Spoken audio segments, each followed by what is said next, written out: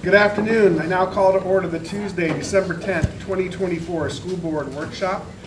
Please rise for a moment of silence, followed by the Pledge of Allegiance and the National Anthem.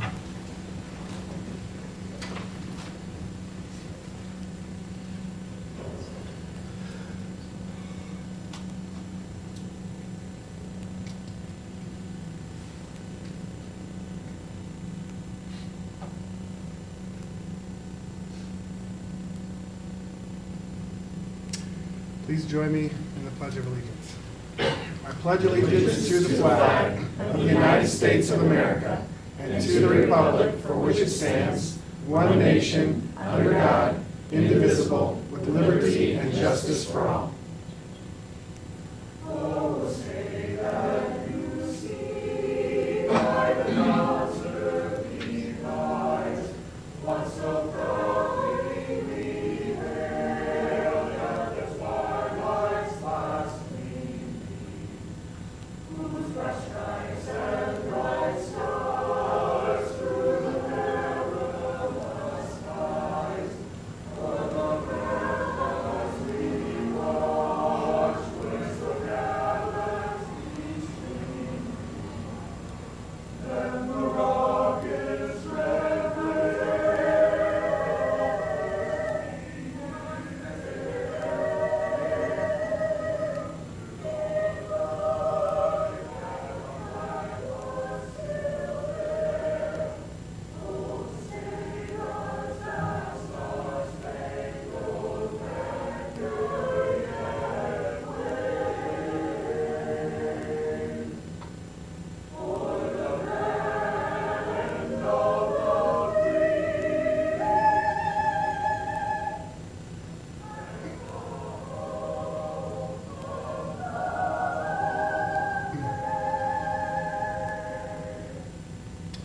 Please be seated. Okay, we will start off with roll call, starting at the end of the table there. Lauren Ramirez present. Janie Reddy present. Derek Barrs present. Christy Chung present. Will Furry present. Shaka Moore. Okay, so we are going to move down through the agenda here. Just the first 2, 3, and 4, often there's not a lot of discussion here, just for the benefit of our new collective board here, that we just have special announcements as they're read up in the front there. You can see attachments there of what's going to be read. So feel free at any time to, if you have comments to add here, but oftentimes we kind of move through this. Then we have our spotlight. Those are not usually, is there any attachment there for superintendent and the Ed Foundation up front at a workshop, but there will be if there's additional speakers like the FTC Health Literacy. That can be an additional item that's added to that section. And then minutes, every meeting we have meeting minutes, and they'll be linked here with attachments once they have been put together. Right now you'll see there aren't attachments there right now, but that will be added. And it's good to review those prior to our next business meeting, because those will become part of the record of those meetings, okay? So now we'll move on to number 5, adoption of the agenda. Superintendent Moore, do we have any changes to the agenda today? No changes. Okay. So hearing that there are no changes, I'll need a motion to adopt today's agenda. Move approval.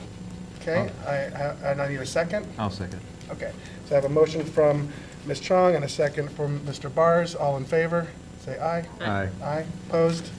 Hearing none, we will move forward with this agenda as it passes unanimously. So now that moves us to public comment. Do we have anybody signed up for public comment today? Okay, so we will close public comment and we will move on to Agenda 7, financial consent.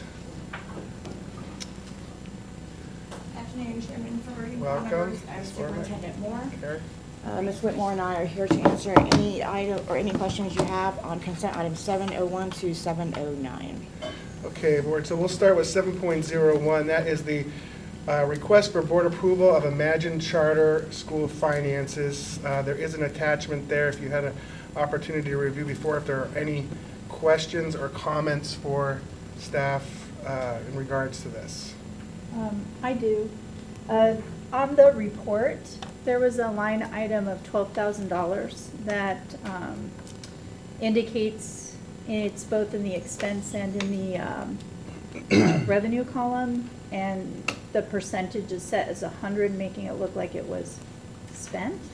For technology-related professionals, right? Function 70, Yes, 100. thank you. I will, that is an error on their part. I will reach out to the regional director and get this corrected and uploaded to board docs prior to next week's meeting. It is on page 5. Do you know if it's supposed to be an expense yet, or we? I do not know if they put that on the wrong line or Okay. just copied a formula, but I will get a response, and once it's uploaded, the corrected one's uploaded, I'll let all of the board know via email. Awesome, thank you. Good. Yep. All right, any other questions or comments regarding Imagine Financials? I do have another question on there. So with it being fiscal year from July, their expenses on their textbooks seems pretty light. So I was just curious if they purchase at the end of the fiscal year as opposed to the beginning. It just seems, I believe it's something like $1,800 only. I would venture to state that they do not post at the end because you are only allowed to buy for that fiscal year, not Okay. in advance. So I will reach out to, again, the regional finance person and see if that's just a delayed in timing, if they Okay. budgeted too much, or if they're planning to spend in January, or if they have purchased it and they just haven't been invoiced yet. Thank you. Okay.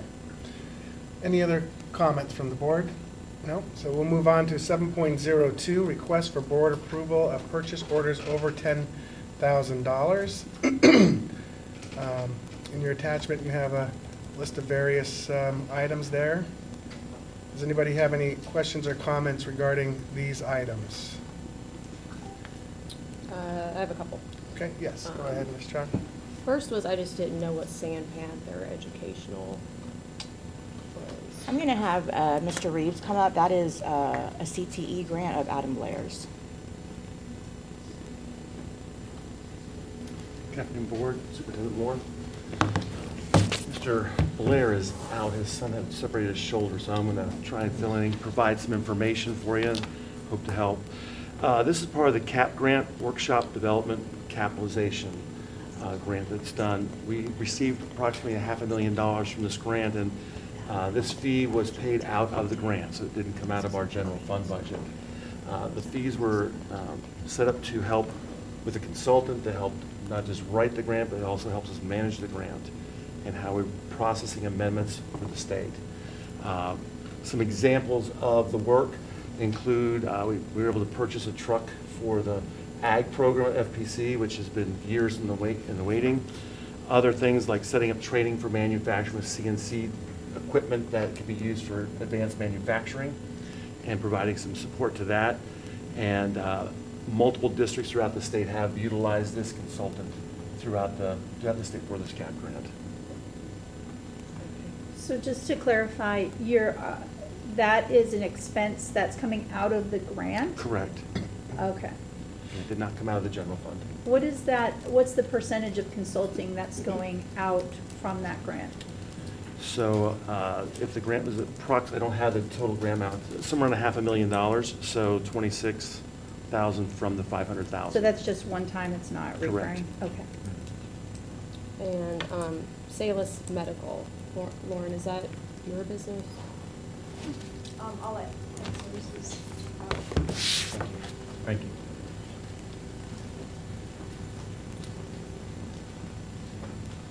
Good afternoon.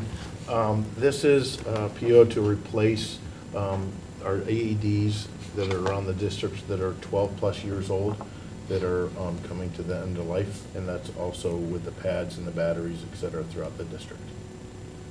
Have you talked to Attorney Delaney on this, or I would just She like has filed the him- necessary paperwork to Okay. recuse herself from the, for her voting conflict. But is this a conflict of interest at all? If our attorney could just weigh in on that. Mr. Delaney?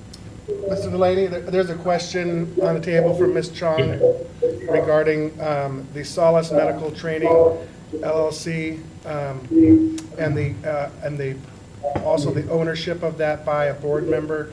She asked if that is if there's any conflict of interest there.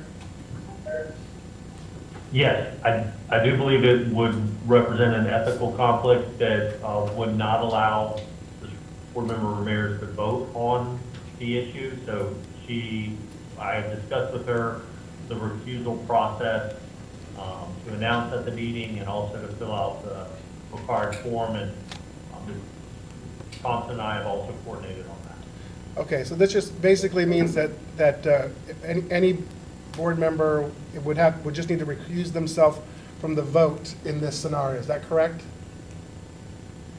A board member who themselves or a family member had a business interest like this.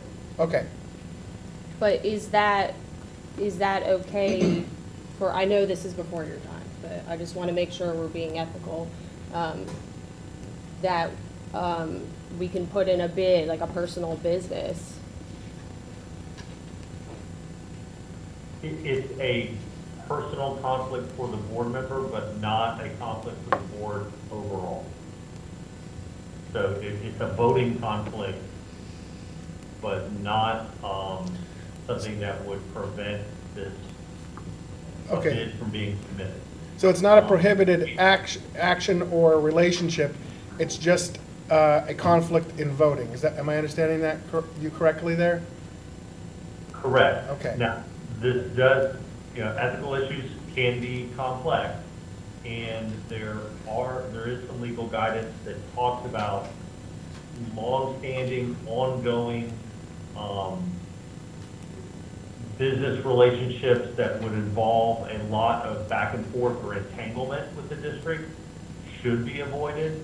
And it's also my understanding that the district is working to line up another provider who can go forward with this service on a long-term basis, which I think would eliminate that concern. Okay, so, but as of right now, you feel we're in compliance with everything that's been done, paperwork filed, and for this purchase order here? Yes, I do. What will need to happen at the meeting when this item comes before the board for a vote is that the conflict will need to be announced by Ms. Ramirez, and then she'll fill out the paperwork. She would recuse herself from that vote, but the rest of the board would be able to consider the matter on the merits and decide what to do. Okay. Any, I just want to go back to what you just said. So are we saying that we're going to go the next time this company is going to recuse themselves from putting in for that? Is that, what did he say? I misunderstood what he said. We have had a working relationship with this company for a long time, and so looking at what are other opportunities to go alongside if there ever becomes a problem with entanglement. At this time, I do not foresee an issue with entanglement, but we will continue to work with Attorney Delaney on that matter. So as of today, in this moment, the item that is before you is for a service that has already been provided under the current contract. The owner of that company now sits on the board and will have to submit the voting conflict documentation, which has already been done. Yeah, I'm just asking just for transparency. I have another question on that. It says it's per NASPRO contract. Is that some sort of contract that is brokered outside, like approved vendors by the state or something? Is there another party who's essentially I'm going to have our vetting purchasing that? coordinator come up and discuss that.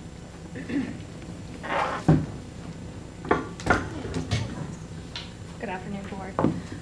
So NASPO is a consortium, so it's already a procured national contract that we piggyback off of. So we did not per se enter into a standing document. What we did was we piggybacked off of somebody else who had entered into the contract previously. When you say we, are you saying the district? Yes. Okay. And so with that contract, was this company, Salis Medical, essentially vetted as a vendor for this outside of, under the auspices of that contract? Well, I guess, was there like a bidding process for this So that, here? it's a national bid. Uh-huh. So it's a consortium that we belong to. So we have the opportunity to basically use the contract that is already in place. So they, obviously, Salis, did a national bid, and then we are just piggybacking off I of see. them. Okay. That does satisfy your question for now, Sean? Okay. Are there any other questions regarding these items? If not, I have, is there one down there? I just had, and this is regarding the PO report we're still on, is that correct? Over 10,000, yes. Yeah. I was wondering if, going forward and just trying to ensure that these expenses are competitive on some of the items, for example, related to the Apple purchases, the quantity, a purchase isn't included, it's just the total amount, and that layer would provide some additional clarity. Sure, and we had changed our process about 1.5 years ago on this. We have had some changeover in department secretaries and bookkeepers, and I will have our purchasing coordinator, Abby, resend out those procedures with regard to being very specific in the quantity, so it's very clear how much is purchased for the total amount, as well as reiterating, putting on what contract we are piggybacking, or whether it's a state bid. So Yeah. I will definitely have that. The page 3, where I see it missing, the MMI is a total of 150. That's the quantity for that one. And on that same page at the bottom, the Apple MacBook Pros is a quantity of 10. So I see that it says a package and 5-pack, but I clearly can see how that is not clear at all. So it's two 5-pack packs. purchases. Okay, and the other one is, essentially they're buying equipment to repair the Macs. And you Correct. said it was 150. 150, thank you. Okay, I have a question on, let's see, page 5 of 6, advanced recreational concepts. It was additional playground equipment to meet the needs of ESC students at Old Kings. I just wanted to kind of, if we have any idea what exactly that looks like. What Sure, were those? it's, I don't know per se what exactly was replaced, but in meeting with the principal, Ms. Freeze, when she came on, it was a project that the previous principal, Ms. Critcher, had put in place or had planned for. Their ESC playground equipment was very dated, and several sections of it needed to be updated. So in an effort to save costs, they just updated certain pieces of it to bring it up to standard. A lot of things were rusted and broken, and it was an issue with the kids using the playground. Okay. And is this a playground specifically for those in ESC? For a self-contained classroom. Yeah, okay, Yes. gotcha, all right. Very good. All right. Are there any other questions for POs over 10,000? Okay, hearing none, we will move on to 7.03, request board approval of vendor payments.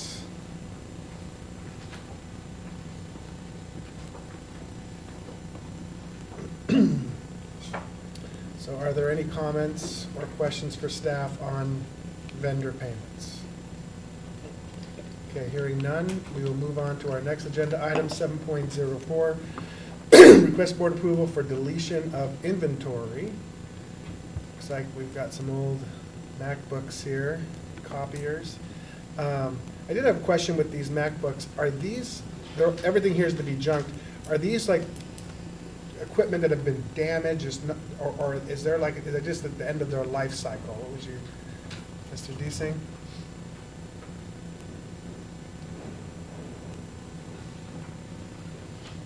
So the items that are on this list, so these are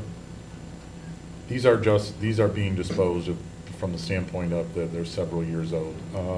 Two of these did, and I'm not sure which one from the tag numbers, but two of them did sustain damage where it was not worthwhile for us to repair. Gotcha.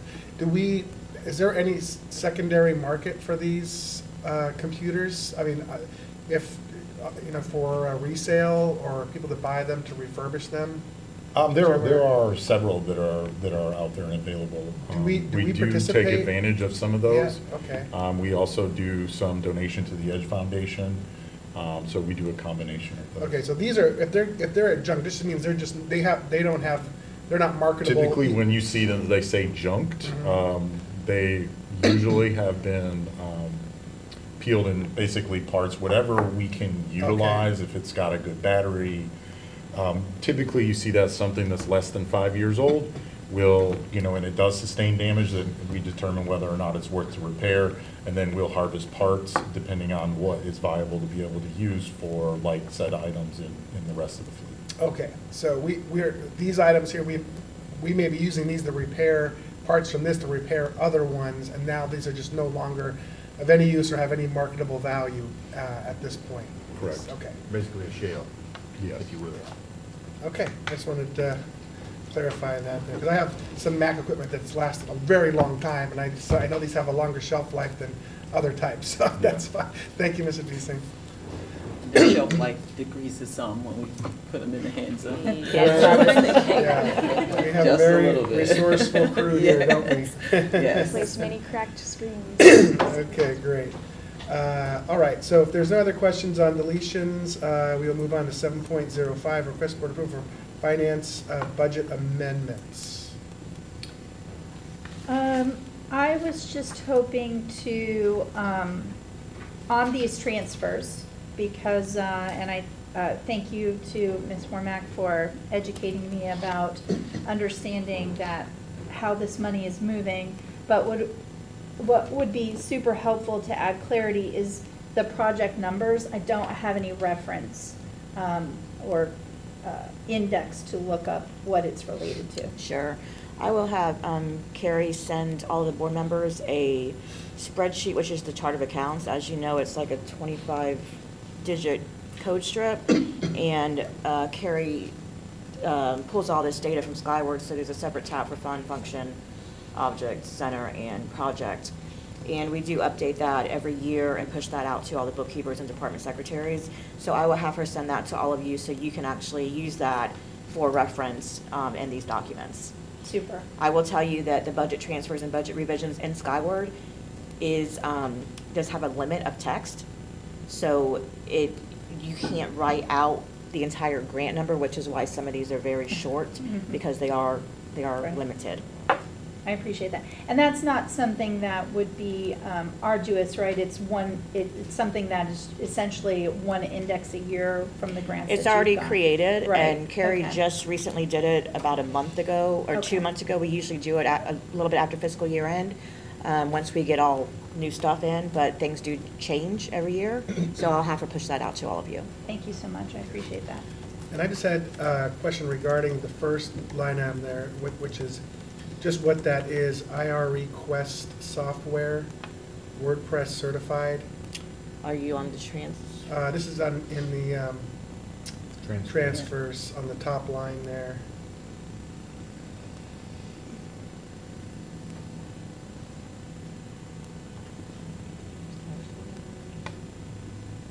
Let me see if I can quickly get an answer. If not, we will get back to you. Sure. Just give me 1 second.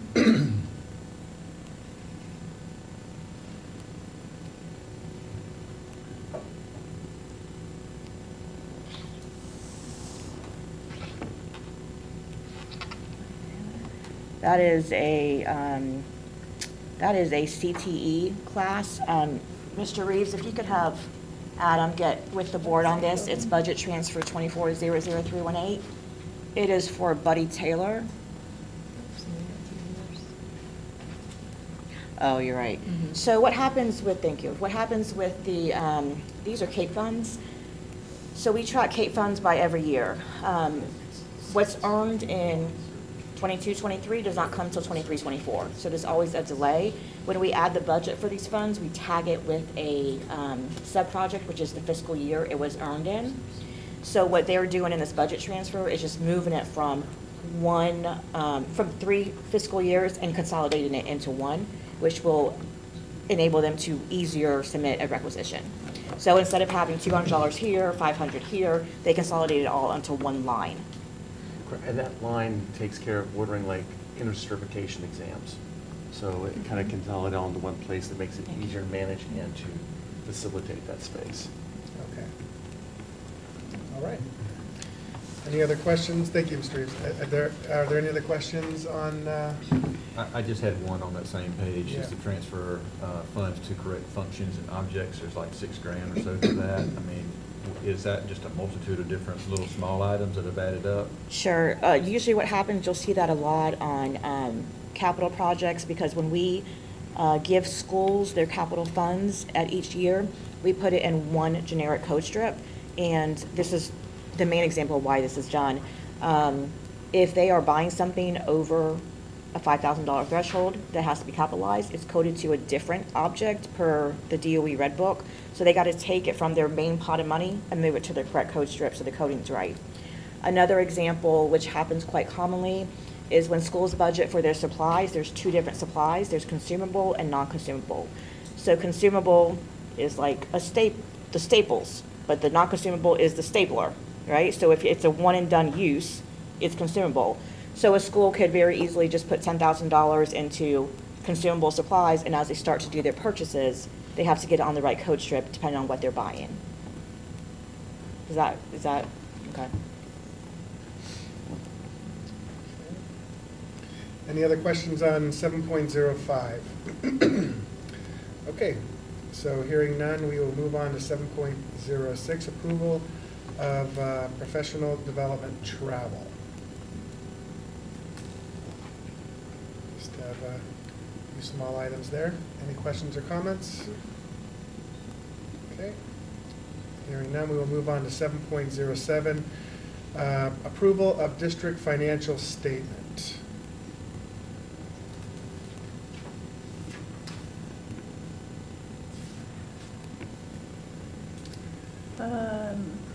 Just trying to make sure that I'm caught up with you. I think I do have a question on that one. District financial statement.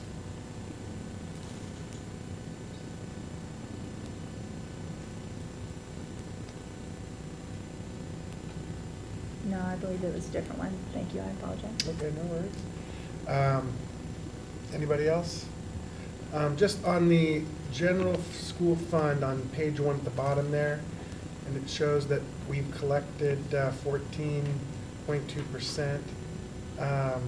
So of the 146 there, we're at 20,752,000. Is that in balance with? That is a direct result of our property taxes not coming to us until about Thanksgiving. Mm-hmm. So you'll see that the property taxes is a huge piece of our budget. So once we get through November and December, you'll start to see that total realign with where we are in the fiscal year. Okay, great. So that's why we're showing the negative ending balance for the general fund? Yes, we haven't received our property taxes yet. Typically, in the past, what we've had to do is take out what's called a tax anticipation note to help cover operating cost.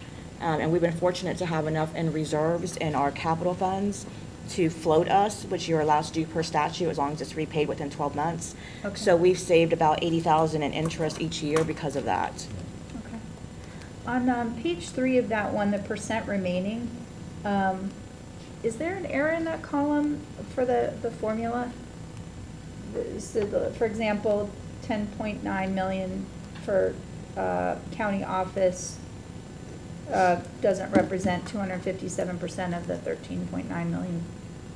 Can you tell budget. me what, if you look in the left column of fund, what fund are you? So I'm in the first line item under Fund 0100, county office.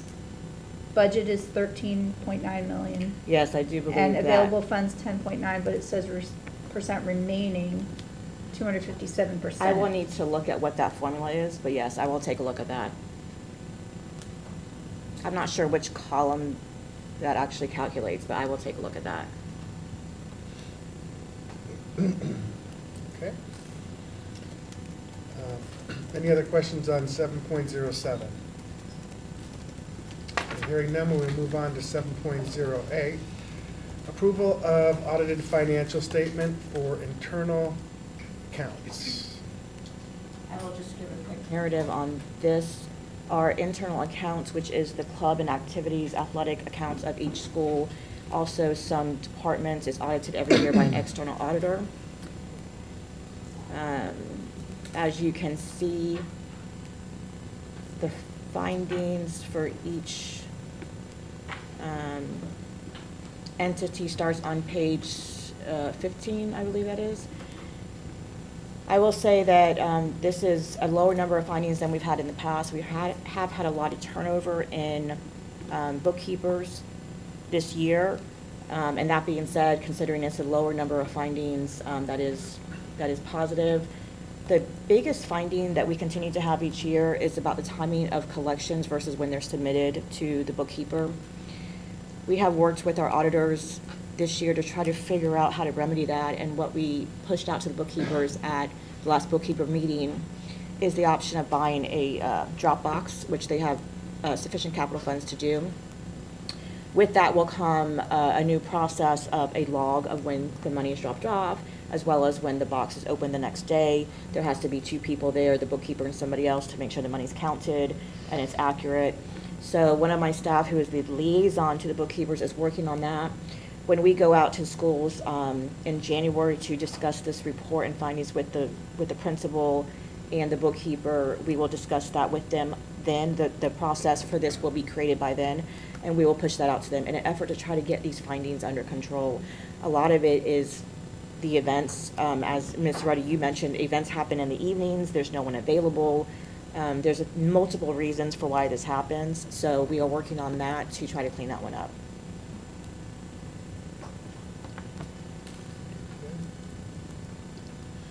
And so so these are basically mostly involving, is it cash donations or collected cash at an event for a fundraiser or something like that? It's both cash and checks. And checks, okay, so it applies to both. Yeah, it could be for a field trip or for an event that happens at the school. Dances. Right. And so right now, reading fund balance, this just basically says that collectively with all internal accounts, that it's $3,197,000 through all of these entities Correct. in here? Okay. District-wide. District-wide. Okay. Very good.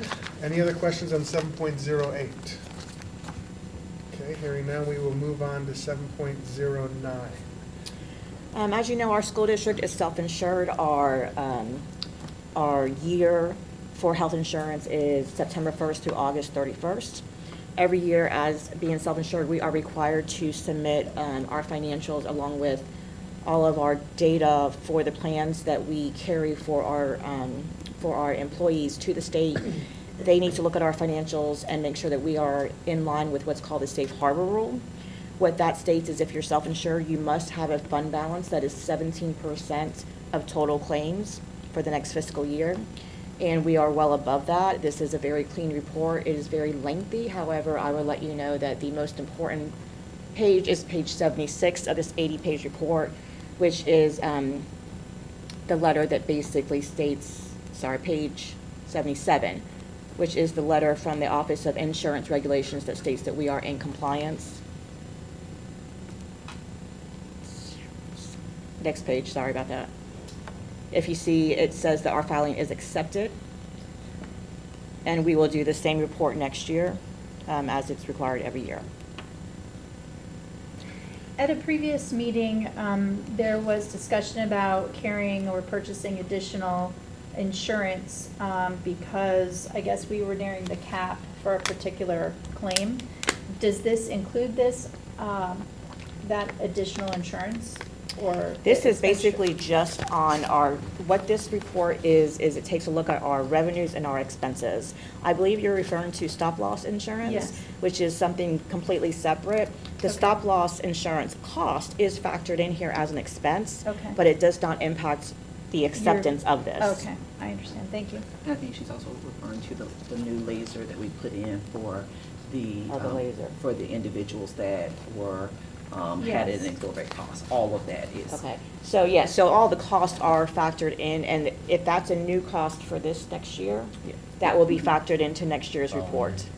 Okay, so it's not in this year's report? Yeah, yeah, that's the new one. that- Correct. yes. This is Okay. based on September 1 of '23 through August 31, '24. Okay, yes, and that happened afterwards. Okay, thank you. And in that process, there was a clarification that they wanted, and I believe the response from the district was regarding that we had added the health center. How did that play into this conversation with the regulation? Do you recall? There's some, in the the new wellness attachments center? here. Yeah, the wellness center. There was some, it seemed like there was some back and forth on that. Ultimately, they accepted our answer. I was just curious, was there something in there that you're Oh, aware of? I know what you're talking that was about. that seemed to throw the numbers off? I do for not them? know the Okay. exact information, but it was a clarifying question the Office of Insurance had submitted to our actuary. Oh. And our actuary answered that question for them to provide clarification. That didn't come through the district. The actuary handles all the communication. Outside, okay, Yes. got it. And it was something he already had the answer for because I did not hear back from the actuary. Okay, and ultimately, they were satisfied with the answer? Correct. Because they accepted it? Correct. Because with the wellness center, we still have to be within compliance with Correct, this. correct. All right. So then we will move, that will conclude our finance. Thank you very much. Thank you. To both of you. So now we'll move on to academic services, 9.01, and Ms. Kirkland. Good afternoon, Welcome. Board, Superintendent Moore. What I'm presenting to you today is a change in our infrastructure agreement with our Career Source Board. So in 2014, just to give you a little bit of history, the Workforce Investment Act was reauthorized as WIOA, so Workforce Innovation Opportunity Act, and it mandated specific partners along with workforce development boards, and put into place a one-stop delivery system for workforce development. And so as a part of that, to assure the coordination between activities authorized and linked in the Act, and it requires an infrastructure agreement to describe the cooperative workplace training, employment, economic development efforts of CareerSource and its partners to avoid duplication of services. And so this year, the agreement changed due to the regionalization of workforce development boards. And so in this case, CareerSource Flagler Volusia became CareerSource Brevard Flagler Volusia. And so our infrastructure agreement changed from a one-page document to what you have before you. And so we just wanted to bring your attention to that, let you know what our new partnership is. And so for us, for adult education, it's a 3-year term for the contract. And so it lays out location of career centers throughout the region, requires partners and the programs that are available in the region, including our career and adult ed programs at FTC.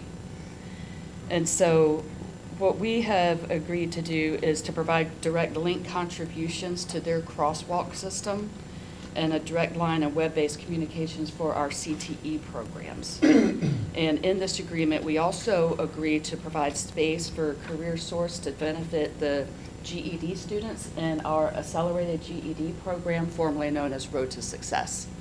Okay, at so the is Carver that being Gym. reinstituted through this? Yes. Oh, it is, okay. In November, Great.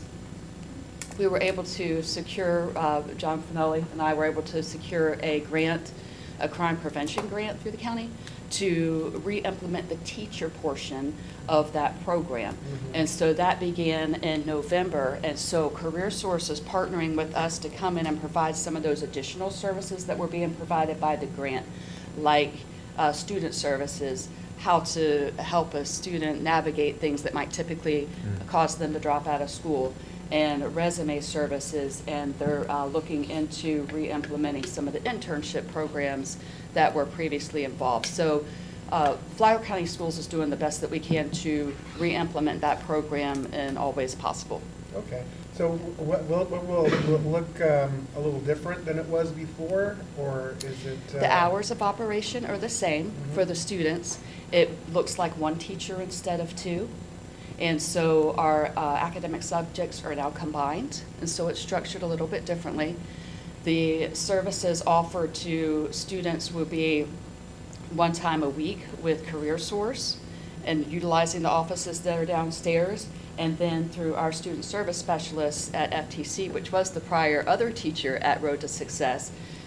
She will be there once a week also to help navigate any concerns and issues that the students are having and make those phone calls to students that don't show and those kinds of things. So it won't be at the Carver Center? It is. Oh, it is still at the Carver Same Center? place. Same place, same upstairs? Okay, Same place. Very good. Yep.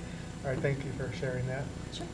And Good job. you said potentially the internships will be coming back, or is that, because I know Road to Success had, I mean, it was like a $25,000 grant just for internships, and is that is happening potentially for Potentially, these that's what we're in students? discussions about next step right now with Career Source. So they have some funding for some internship programs for out-of-school youth, which Okay. is what these students are designated. And so Okay. we're looking at how we can channel those funds to Flagler County to be able to place those students in internship programs.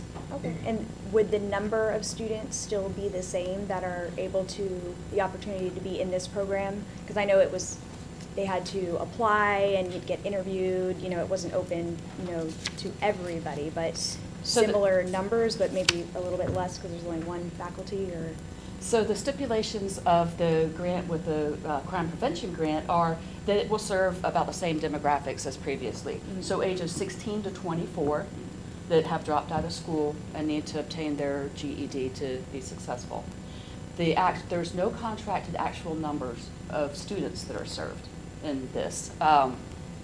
So the room that currently holds this program will comfortably hold 8 students at a time. So you're looking at a reduction of approximately half if you look at it logically, because there were 2 rooms of 8 before. It's exciting. Thank you. Did you have something, I may have interrupted you, did you have anything more to share on this? No, I don't think so. I think Okay. that gets us through most of it. Okay. Are there any other questions regarding this agenda item? Okay, thank you. Great job. Thank you. Thank you. Thank you. Okay, we're going to go on to 9.02, approval of SAC membership.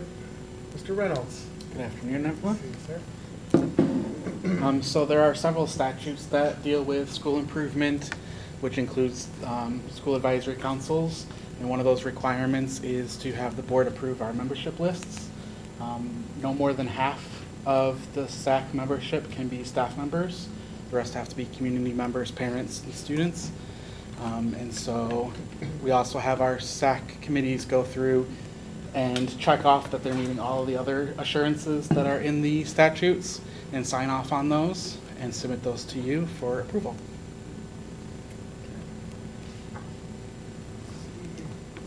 The only one I I don't see here is Old Kings. Is there, are they, Oh, I will get theirs up there. okay. Let's let our, Mr. Bars, did you have something to say? I just want to make sure this was accurate on the one for Rimfire. That is the correct number of 5, is that correct? It's just a lot lower compared to a lot of the other ones that I was reviewing. yes, I will reach out to them to see if they're gonna increase that and resubmit in January, but that is accurate to what they submitted. Okay. Anybody have anything more to add to 9.02? Okay, thank you, Mr. Reynolds. We'll make sure Oaks is added before. Wonderful, thank you, sir. Thank you, sir. Okay, so now 9.03, dual enrollment, articulation agreement, and student data privacy. Mr. Reeves, welcome. Thank you, Chairman Furry, board members, Ms. Moore. Before you today is an articulation agreement, and we enter into these agreements with colleges and universities from around the state. We have one with University of Florida, Daytona State College, Embry-Riddle, in addition to like International Baccalaureate and ACE program through Cambridge. And this was about 1.5 years in the making of reestablishing this for our district. The advantage of this particular agreement, what it does for us is it allows us to focus specifically on teaching. It's part of our all grow your own component that we want to have in our district as we work with HR and try to cultivate from within our high schools students who want to pursue teaching and create a path for them to start those articulation to start taking those courses at the university and get college credit for that.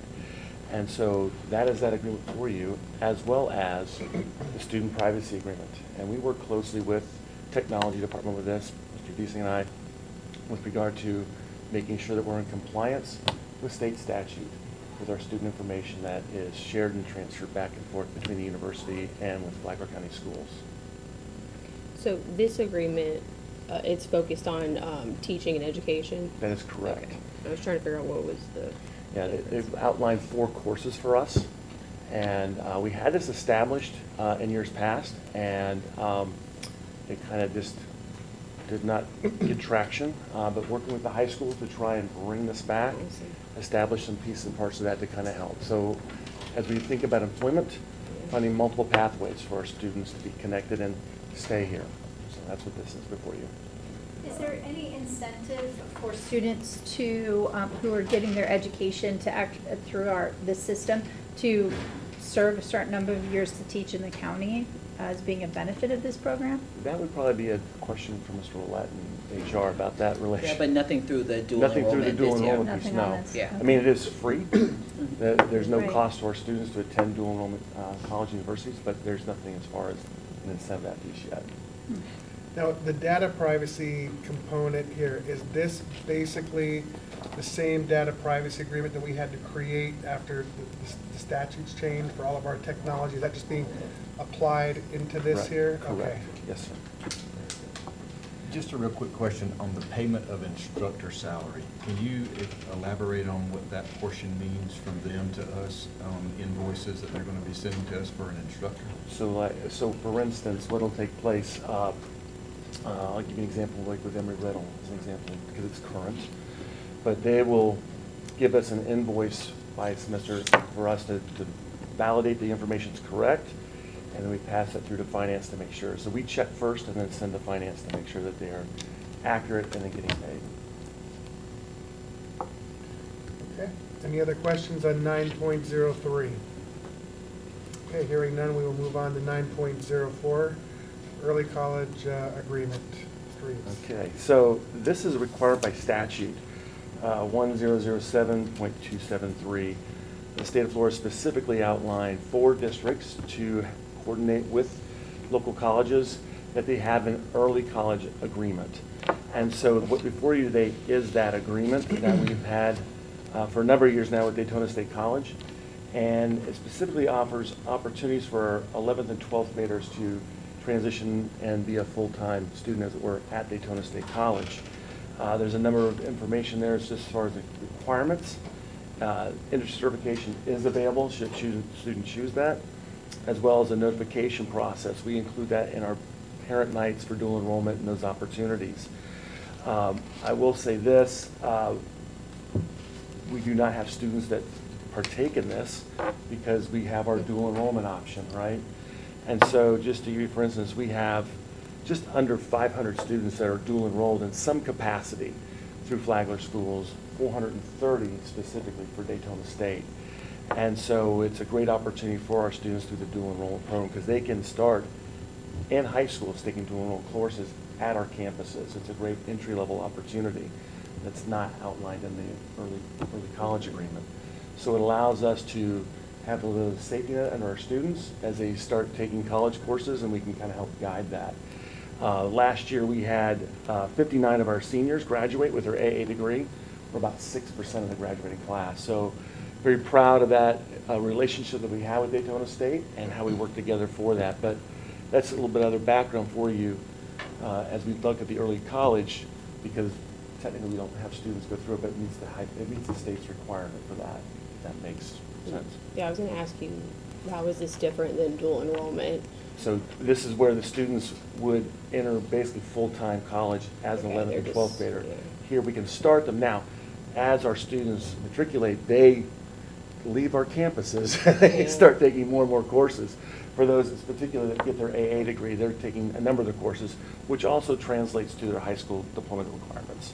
So that's how I have students that are earning their high school diploma and their AA degree at the same time, And at with- no cost. With dual enrollment, they could still choose any of these, you know, we have computer information, They electrical. can, yeah, there's a plethora of things that they can choose and pick from. Pretty much the catalog's open to them as it aligns with that. But this here allows for that, as it's outlined in our articulation with Detail State College.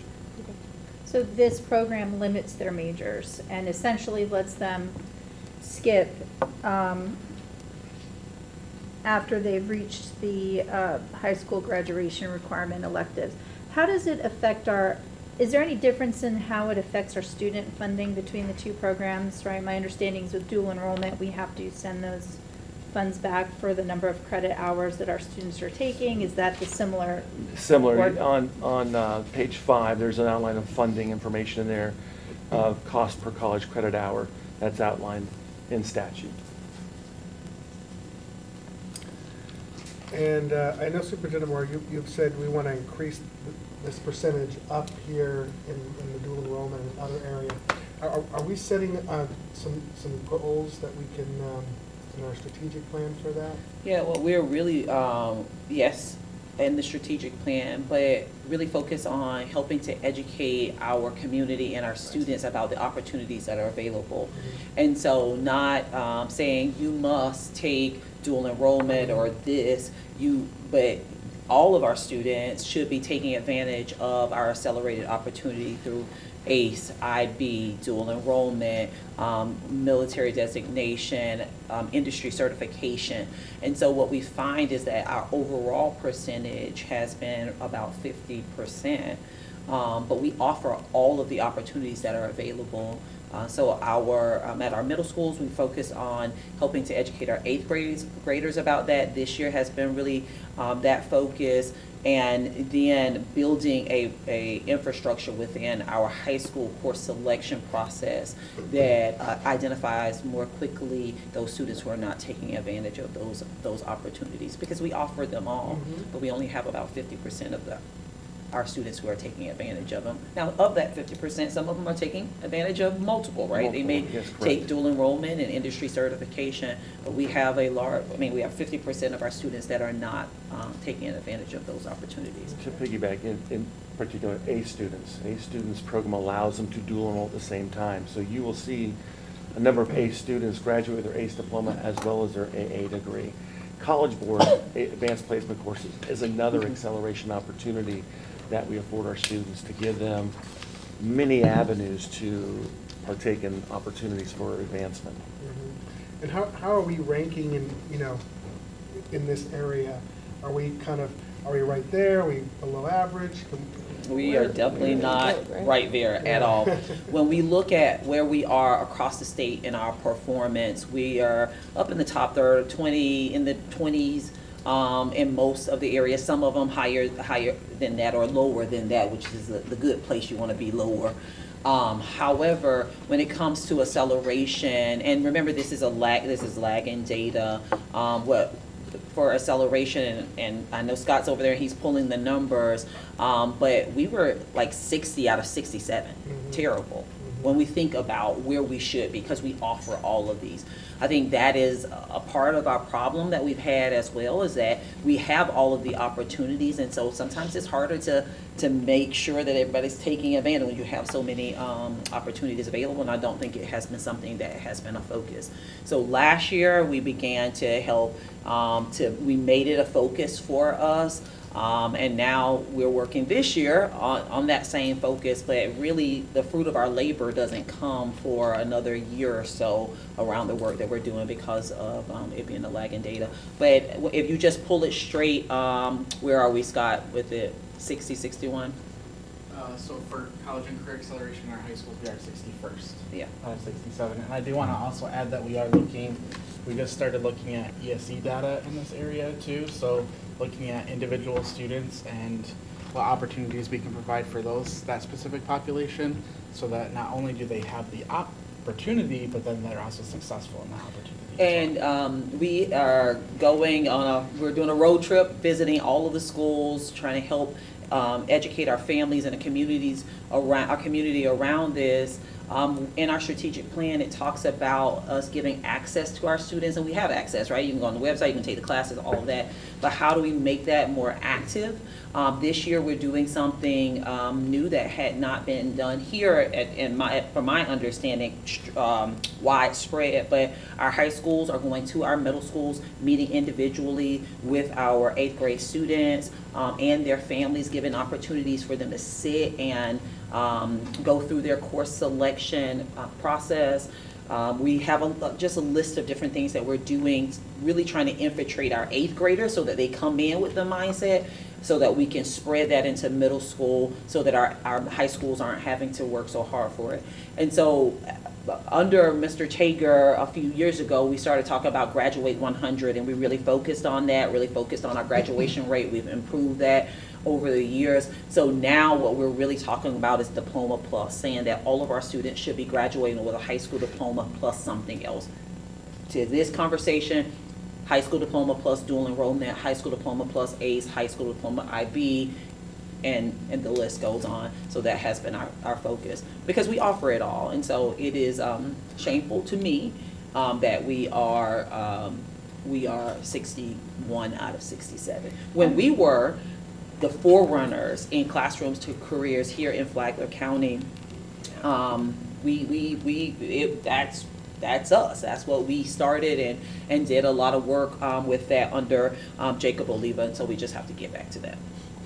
I'm really excited about some of the vision that you shared around essentially making it almost like a default when you sign up for classes for high school. But I do see that we may miss some students because in our county, right, with regard to accelerated programs for students who are younger than high school, it's been a little hit or miss, right? We've changed the format for gifted. Some schools have advanced classes, not all schools. And a limiting factor in being able to join these programs, for example, IB or advanced placement many times, is your math ability.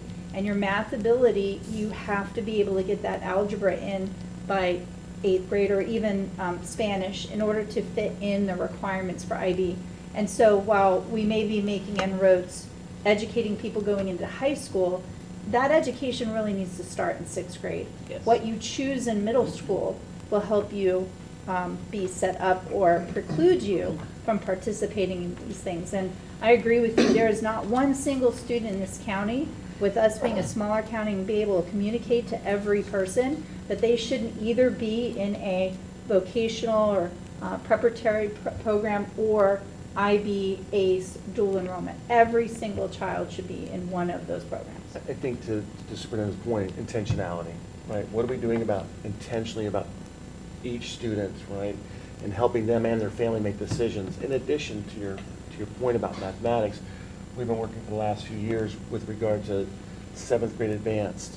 When are we taking algebra to make sure that they have those skills they need beyond algebra to get to algebra 2 and beyond, because that's what's going to get you to university level, right? And as we talk about being a premier district, right? So I think you are correct. The strategy we're looking to implement and are implementing in math in particular in our middle schools is going to help with that. And for us right now, when you're 61st, like you gotta start somewhere. And for us is we can't repeat the same mistake for these 8th graders. These 8th graders, we have to make sure. And so this year our focus is 8th grade. Next year our focus is on through middle school to say, you know, when we get to 8th grade, some of the groundwork we're laying right now should be ingrained in our families, that these are the experiences that I'm going to have when I'm in 8th grade. I need to be thinking about which school I'm going to because of what they offer. All of that, has to start in middle school. But right now, it hasn't been a start. I can't tell you how many people I speak to that said, I didn't know that these classes were not more than just an elective. That's what they Right. think that they equate to, but they equate to more than just an elective. As we know, it saves them time, it saves them money, but it also helps us to push out into the community students who are workforce ready or college ready, so career or college ready, and looking at how do we also include that for our students with disabilities as well, right? All of our students and the experiences that they have. So this is just one of the means for us doing that. What about those families who, we have some fluidity between, people going back and forth from families up north to here in Flagler, or families who are moving from homeschooling into our public schools or private schools to public schools. How can we capture their attention about these programs as well? I've seen some gaps in the community, and even my kids' personal friends who were not part of the public education system and going into high school, I had to call up their parents. Yeah. How is that included in this particular phase 1 plan in capturing? Yes, some it of them? is. For phase 1, what we're looking, last year we worked with Imagine. We needed to put some procedures in place because we needed a better transition for those students who were traditionally coming into our school, making sure that they knew just as much as our students that were, at Buddy Taylor or Indian Trails. And then this year is to host individual sessions specifically for families who are in homeschool, families who are in private school, as well, for them to come and be able to ask questions. We have been working diligently to get our PEP program.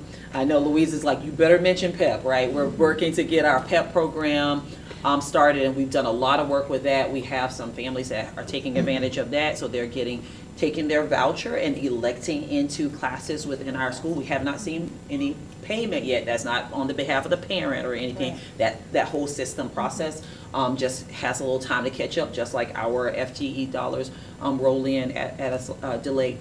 So we are working to get those things in place so that we have an entryway for families who are homeschooled, who are not yet ready to do full-time, but are interested in taking a course or two. And many of these courses are courses that they may be interested in, because these are some of the harder courses for them to offer in a homeschool environment or in a private school environment. And one starting effort we did for middle school this year is we did have the local businesses come in and speak with the students, and that the career fair that aligned with our classroom to career education. Absolutely. So, and I can tell you that my son experienced that, and he was very impressed and came back and shared a lot of great things. And we did have some homeschool families to participate in that as well. And it was great because we had businesses, but next to the business, we did have our programs at the high schools next to them. Yeah. So they were able to talk to individuals from Fire, and then our students from the Fire Academy, and we offered that at both schools, and we offered programs from both of our high schools at both of our middle schools. So just putting things in place to help educate our students and their families around what we offer. It has been our first focus for those 8th graders, and then spreading it abroad from there. We had to start somewhere. I have a few questions. So do we have at our schools, I know we have guidance counselors, are there any specific school counselors? That's what we call school them. counselors. Yes. All right. So school counselors. Do we have any specific liaisons that focus primarily on this? I know this is a huge focus, but I bring this up because just hearing from community like parents and current high school students, and they can't go. No one can ever go backwards. We can always move forward, and that's what we're doing. But do we have any specific liaisons that focus on that, or could that be something? I'm thinking like opportunity grant money, and but that is a huge lack, and maybe is that something? So there's a couple things. Part of the initiative with Grad 100 that Ms. Sherry put in place realized they help those students to graduate, but they also help in some of those fields. Like, we have a coordinator at one of our schools that specifically helps with CTE exams and making sure industry certifications. So our students are moving through that system and on track for those opportunities. As But well our as school counselors really are the ones So, that I mean, are. that's like They- but they they have have- all of that, right? So I'm just wondering, just opportunity to see how we could make this where students know more, because you hear like, oh, I wish I would have known this, and we can only move forward, but that, or even other programs, like I know TRIO, and I know it's not from the schools, but if we could somehow get that promoted more, because that between dual enrollment, early college, ACE, IB, CTE. So with TRIO, we have, it's under us as well, but we have liaisons at each campus that help facilitate that space to make those opportunities available for our students that, in conjunction with Daytona State College, identify those students to target and with their families to have those conversations. And what we're really looking to do is to educate more people about what the opportunities are. Because when we say, yes, our school counselors, our registrars, It's a lot for our them to- IS people, they're gonna be the ones getting the schedules and getting them in place. But we need for our middle school teachers to know about what the opportunities are. We need our high school teachers. We need more people, because just as Ms. Ruddy indicated, the more I share about this, the more people are asking questions about it, because I'm telling if you invite me to speak, I'm gonna talk about this, because we've gotten it to a language that people understand, and I think that is spreading the word. So we need those school counselors to be experts in graduation requirements, as well as our IS teams, graduation requirements. The knowledge and the spreading of the information around this has to be something that is language that we use across our community. And we're seeing that as I go out and I talk about Diploma Plus, people understand that. They understand we want kids to graduate and we want them to be ready to go to work or go to school, and this is how we're going to do it. And so we want our school counselors to be experts on it, but we're trying to do our best to spread the word in a way that reaches more people. And like we have Pirate Night and Bulldog Nights. Our principals stand up in front of hundreds of parents and students sharing that message. And then that connects to events and activities where there are those programs available for parents to talk to and stuff. So there's a number of layers that we have to keep putting into place to help support the vision. Yeah, and I mean, I see it like changing and getting better, and then I think the GPA aspect, like, so our middle school students, when they take those high school classes, they may not realize, oh, I have to get a good grade, because then they don't have the opportunity to be enrolled in dual enrollment because their GPA There may is have gotten. a waiver that parents have to sign to recognize that a child Must. has to retake the Yes. course if they don't score at a certain level, because it would impact their Mhm. high school graduation GPA. So, two comments, and I won't beat this old dead horse to death, but you mentioned a little earlier about kind of like testimonials, I would say. And have we seen how successful that potentially is? Because when someone comes and says, I did this, this, or this, this is what you can do, and this is how successful potentially you can be. Someone coming back that went through the program to say, this is an opportunity for you through testimonials, if you will. I don't know how we can reach that or bring that population in to be able to talk to our students. The Education Foundation is really helping us on capturing some of that, capturing even some of the marketing pieces of it. So we're working on a project right now to get a better visual representation of what these programs look like, what they mean. Through our Education Foundation, they're paying for that to be done within our high schools. A part of that, we do want to include testimonials. We just have not gotten to that place of being able to do that. And we have had situations where we brought them back Yeah. to talk to students, right? And then help them in some decision making to see, I've been here, I was in your If shoes. somebody was on the Yes. fence, whatever. And to help them kind of guide that conversation. And I think my next comment would be, we heard some of this at our last meeting that we had with some of the young people that were talking at our The conference. panel, yeah. But one of the things that kind of, I don't say struck me as But anyways, they were talking about social media and how they're targeting them in different ways for, their parents, us old folks, we have to be on Facebook, of course, but then Instagram is being a way for them to be able to get information, or another media outlet for them to get information, and pushing that out, for them, targeting those specific students or our students and their parents and just in our area, if we are able to do something like that. I just thought that was interesting, Right. the way they were talking about how, it was not this particular topic, but it was something else, and how they were targeted.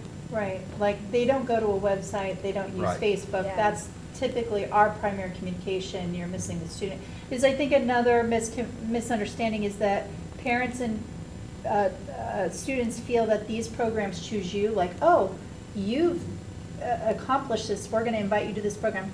You choose this program.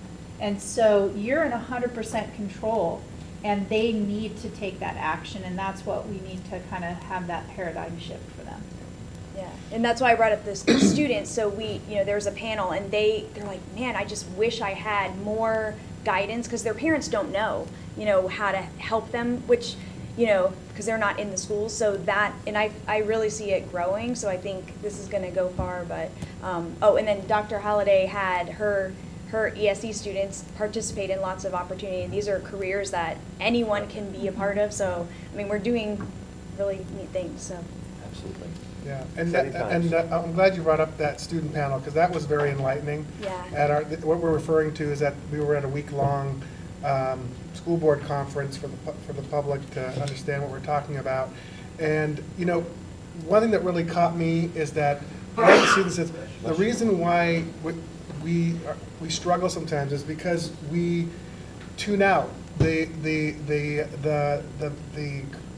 message is meaningful, but it's boring. And, let's be honest,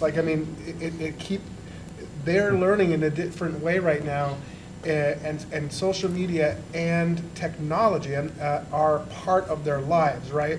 So I obviously have real issues with social media and the effects it has on our children, but it's because of the way it's being used and consumed. So it just, when we're thinking about our curriculum and on the ways that our students are learning in this new technological environment, especially in that of AI, that is going to excel everything faster than any of us can imagine. We need to take that into consideration. How can we make them more excited about learning, right? Because I believe that most of our kids, if not all, come to school hoping that they will, but if they're bored, they will tune out, right? And I think, for example, what everybody is doing today is short video. That's TikTok and everything else.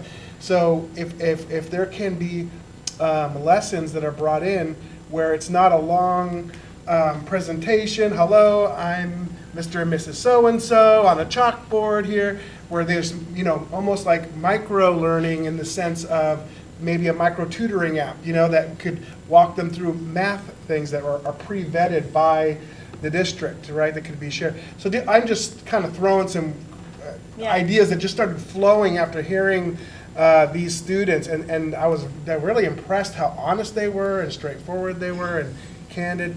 So I just want to bring that back to you all, because that's what we got from them. So If I I could love give a it. snippet, I'm sorry. go ahead. And I think, just listening to the conversation, we can definitely bring back to the board a presentation that outlines what we have done and what our plans are in order to improve acceleration as a whole. okay. Yeah, and I think that goes along with what we're talking about. No one wants to be 61 out of 67.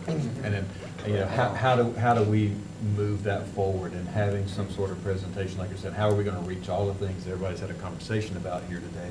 How do we move that needle? And I know you're doing all the things you already talked about, but I'm excited about to see where this is going to go for the next, into the next year. I had a conversation today with someone real quick, similar to this, is about when you talk about Flagler Schools, you don't want it to be like, oh, Flagler Schools. I want it to be like, oh, Flagler Schools. Yes. So, and I think we're on the right track with Yes, this sir. based off of the conversation that I'm hearing today. Well, this was very meaningful discussion. Thanks for all your contributions, Board. We're going to move on to the next agenda item if there's nothing Thank you. more to add. Okay, thank you, sir. So we'll move on to 9.05, student travel consent. Still me. Still you, Mr. Reeves. A few items for you. We have 5 student travel requests, one for FPC's choir, one for FPC's band, and one for Buddy Taylor's band. They are going to competition. So Wonderful. it's a great time. It's FBA's, and it's exciting times for that. We also have a team from Buddy Taylor going to Future Problem Solvers trainings, and then lastly, FPC as their JROTC going to MacDill Air Force Base on a trip. And those are our 5 student travel requests for you.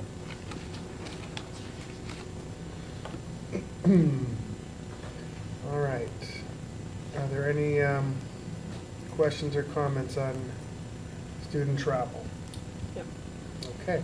And we have one more for you, Mr. Reeves. Yes. Staff travel consent. Correct. We have one before you for that from FPC. It's being funded through their SAC grant. This is called Link Cruise. And Link Cruise is a national program that helps incoming freshmen transition to high school by training upperclassmen to mentor and to be role models. This is a train-the-trainer model. And so the 2 individuals are going. One is their SGA lead, and the other is one of their job coaches, or their Grad 100 coaches. And we're bringing that back to FPC to help train the staff as well. And the goal of this program of Link Cruise is to improve freshman success, to build school culture and climate, and ultimately help out with dropout prevention. And will be blended into their freshman success experience to help build a positive culture and climate for FPC. Very good. All right. I think we're all done here, Mr. Reeves. Thank you very much. Thank you so much for your time. Okay, so we're going to move on to our next consent section, 10.01, proportionate share mitigation. Mr. Freeman, welcome. All right. Good afternoon, Board, Chair Furry, Superintendent Moore. I'm bringing to you this afternoon our proportionate share mitigation for Old Kings Village. Old Kings Village is located on Old Kings Road South in Steeplechase Trail. It's down in the southern portion of Flagler County. This development will have 201 units and will generate 43 students, 17 at the elementary, 10 at the middle, and 16 at the high school.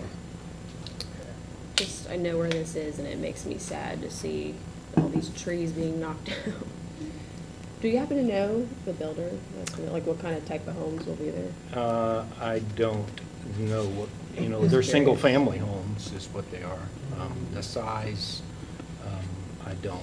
I could look into that and find out. Yeah. Yeah. Just It's right in front of where the Polo Club Oh, is. yeah, I know where that is. Yeah. Well, Old Kings is going to be growing, so. Yeah, that's true. That's true.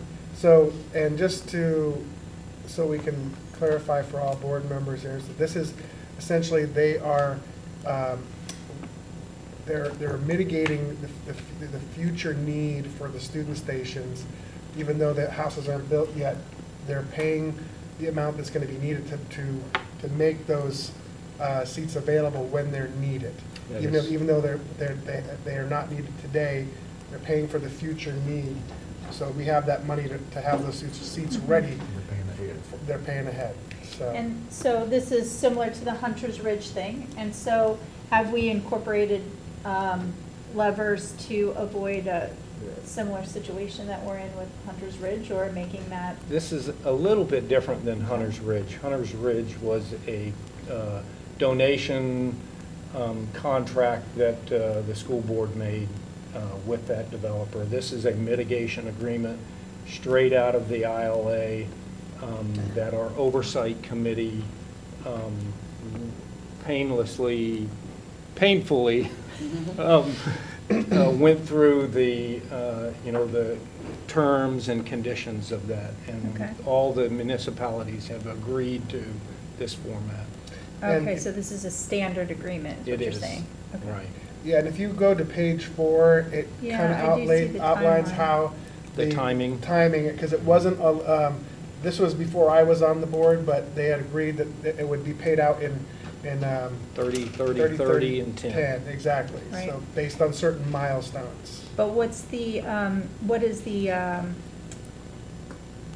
where's the word? Where's the negative, where's the fee if they don't pay on time? Well, if they wouldn't be able to build, because in order to build, they have to have, they would get a voucher when they are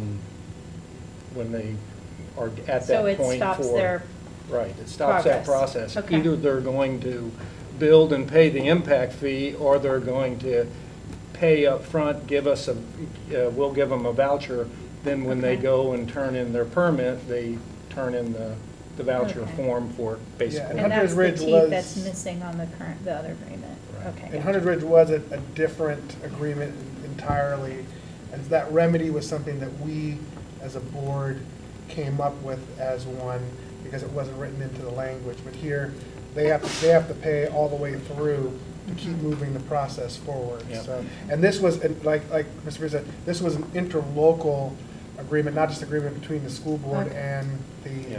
entity. And when Mr. Bush comes up and presents the 5-year plan, you will see a portion of that is of all the proportionate share mitigations that we have received this year and what we are projecting to receive. Okay. Anything more to add to this? Okay, thank you, Mr. Freeman. All right, Mr. Bush, we have 10.02, approval of the 2024 through 2029 5-year district facilities work plan. Thank you. Welcome, Mr. Bush. Good afternoon, Chair Furry, board members, and Superintendent Moore. This is the 5-year work plan submitted to the Department of Education annually. This plan lists the capital outlay projects in order to maintain the educational and ancillary plant facilities. The 5-year work plan consists of a 5-year capital plan, which is what is up on the screen right now, and this was brought before the board in July for approval. And this is also on pages 2 and 4 of the actual work plan that I'll be submitting to DOE. The 5-year work plan is the district's planning and forecasting tool for capital projects, including maintenance, remodeling, renovation, and construction according to SREF, which is the state requirement for educational facilities. On pages 5 and 6 is the fair share revenue, what Mr. Freeman was just speaking of. And I bring that up as if you look at the bottom of that on page 6, the bottom of that table, that 18 million, a little over $18 million is what we project that we're going to have in revenue for the next 5 years. And the reason why I say that is on page 13, we are projecting to have a middle school and a high school. And the cost of that currently for a middle school is about $175 million, and that does not count the property and or the infrastructure. So I just want to correlate what we get from those impact of the 18 million to build just a middle school is obviously a very, very small fraction of for us to build. What year did you say you were? Right now, we're projected 2029, and that would be to start the design phase of a middle school and a high school. And of course, based on our enrollment, what our numbers are, that will either slide to the right or slide to the left. We've left it from last year to this year. We've kept it in the same as 29 for both middle and the high school, based on the numbers that we saw in our October calculations. Are there any questions on the 5-year work plan? So I don't have a question from you necessarily, but just something from sitting down with you and understanding this 5-year plan. One of the pain points is that there isn't an embedded inflationary increase in the costs of the materials that you're purchasing. So, you know, I'm just curious to hear from the other board members, maybe if that has been in consideration before, or what's the blocker to, maybe from Ms. Moore, some other finance people, to provide that? Well, one in case of Hunter's Ridge, that was a classic example of that. One way that we mitigate some of that is by, these are invested in funds that generate interest, and that is what we went back to collect from Hunter's Ridge, because we had lost that interest for the period of those months. That I only know of that just because that was something firsthand we just dealt with. But inflationary costs are definitely a challenge when, you know, these schools could be built many, many years later after we've collected the impact fees. Well, I'm not speaking about just building, but in the case of these, just even the maintenance costs and such that are under Mr. Bush's budget here, there is no change from year to year. You know, all of the materials, the supplies that are used to keep up the schools and such. Like air And I believe conditioning she's, and, if you go to the very first, the 5-year capital plan, I believe is probably what she's referring to. Okay. Scroll down some. So, right here where the building repairs are, where it has 4 million, 4 million, 4 million, and there were some questions from different board members of why there was not an increase from year to year, and I let them know it's one of the things that I hopefully plan to sit down with the CFO and talk about what can we do because of the inflation, and to continue to, our buildings are getting older, everything's getting older, so. well, things are getting expensive too. Correct. So is there, so that opportunity for that, because I know when I saw that too, the numbers are the same. So I guess what we want to know is, what are we doing to make sure we're not short-handed when these things come due to be repaired? I would say, if you look at last year's 5-year plan, you will see that this year, we didn't have the amount of money that we received on there. So we do adjust it as the years for each year for those priorities. Some things, because of that, have to be moved to the right because of the cost is increasing, and you only have so much money. So, So is there a cushion, per se, in some of these here, or are these, I mean, when you're coming up with these budgets for these repairs, is there like a contingency amount that's kind of just thrown in there, or are we working on, like, this is what it costs today, and we're budgeting those numbers? Well, when we look at that and we build the budget, I mean, based on what we're trying to do on the major projects, which is what you're seeing here, and then maintenance, I mean, I don't know if there's a contingency, if you will, if something comes in that was a lot higher than what we budgeted, then we have to look at and see what needs to slide to the right. So we may have to repair an item for an extra year or two before we replace it. In some cases, that kind of how we... or in some cases, you run things to failure. Right. It depends on the item. And we do in all our projects, Mr. Bush operates with a contingency in all those projects. And we have, for all the projects, had Mr. Bush go back and reanalyze the bids, the estimates, because of inflation and some concerns that we had last year, which is how much the prices have gone up. I will say that the contingency is, if you will, our fund balance and how strong it is. We know what we have to work with. And I will also say that in going through these projects year over year, regardless of the recent inflation, we have always, from Corey's part of it, been able to put back money. So aside from an emergency situation like the FPC chiller. But all the other projects, we have gotten to a point where we have gotten the estimates, once we redid them, high enough where we know that we have some kind of cushion there. Okay. Does that answer your question, Ms. Reddy? It answers the question, but not really satisfactorily, because to me, if you're saying, well, we're going to push things to, instead of replacing it, we're going to repair it, well, wouldn't that come out of the maintenance costs for which we're not increasing? Like, it's from 1 year to, I think it's what, 3 years from now we get an increase there? I mean, it depends on what we are talking about. I mean, this is listing I mean, your large projects are specifically listed out in maintenance, and I know that that says like building repairs, but in there's also construction and maintenance. So depending on your smaller, let's just say that we needed to have a classroom that split out and we wanted to make two separate rooms out of that. I mean, that's where that would come in. I mean, I know that's not, according to SREF, it's not maintenance, that would go into renovation or a remodel, but that would be where the funds were at. So it's, we have budget is broke out for each item, which is, when I'm talking about that, that's what the expenditures, on page 2 and 3, how they're broke out, and that is fluid.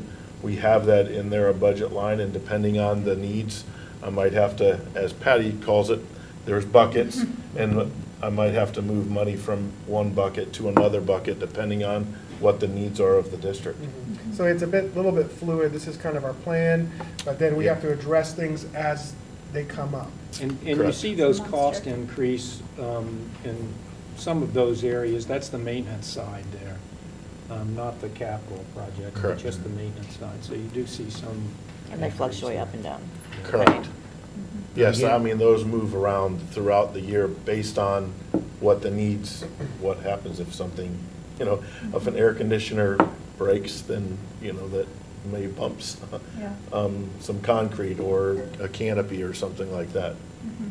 And the math, according to the state, that's provided on determining how many students each school can hold differs based upon elementary, middle, and high, so I appreciate that education as well. And so I understand why middle school is essentially the next one on the target in 28, 29. But I guess the question would be is we do have a school that is close, that is within the 90% capacity based upon the state's numbers, where other schools are only in 70%. And so I'm just curious as to what is the plan, or that's on the radar, how we're going to deal with that, and especially the development in the area that might be affecting that school. Yeah, so as we're constantly reviewing the numbers, reviewing capacity for all of our schools, and as we get to a place that we have reached capacity at a school, then before this board, we will have decisions to make around, you know, how do we increase the capacity? Do we bring in some portables in the meantime?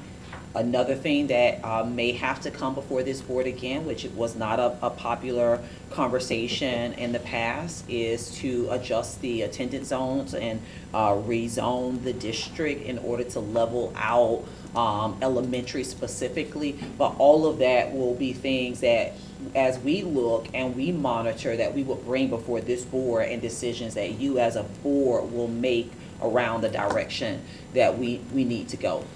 Where we are in elementary specifically, we are able to educate all of our students within the current permanent as well as temporary fixtures that we have with all of our schools.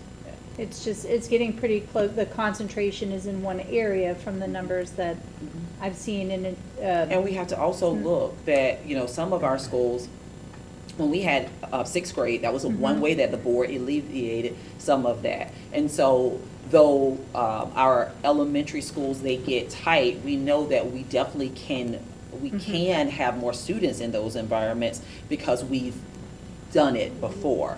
And so as we look at specifically like Old Kings, Belterre, they are the ones, even Wadsworth to a point, but both Belterre and Old Kings, looking at those spots, we have had more students in those buildings in prior years when we had 6th grade on those campuses, because that was the only thing that we took away. We still had pre-K when we had all the other grade levels.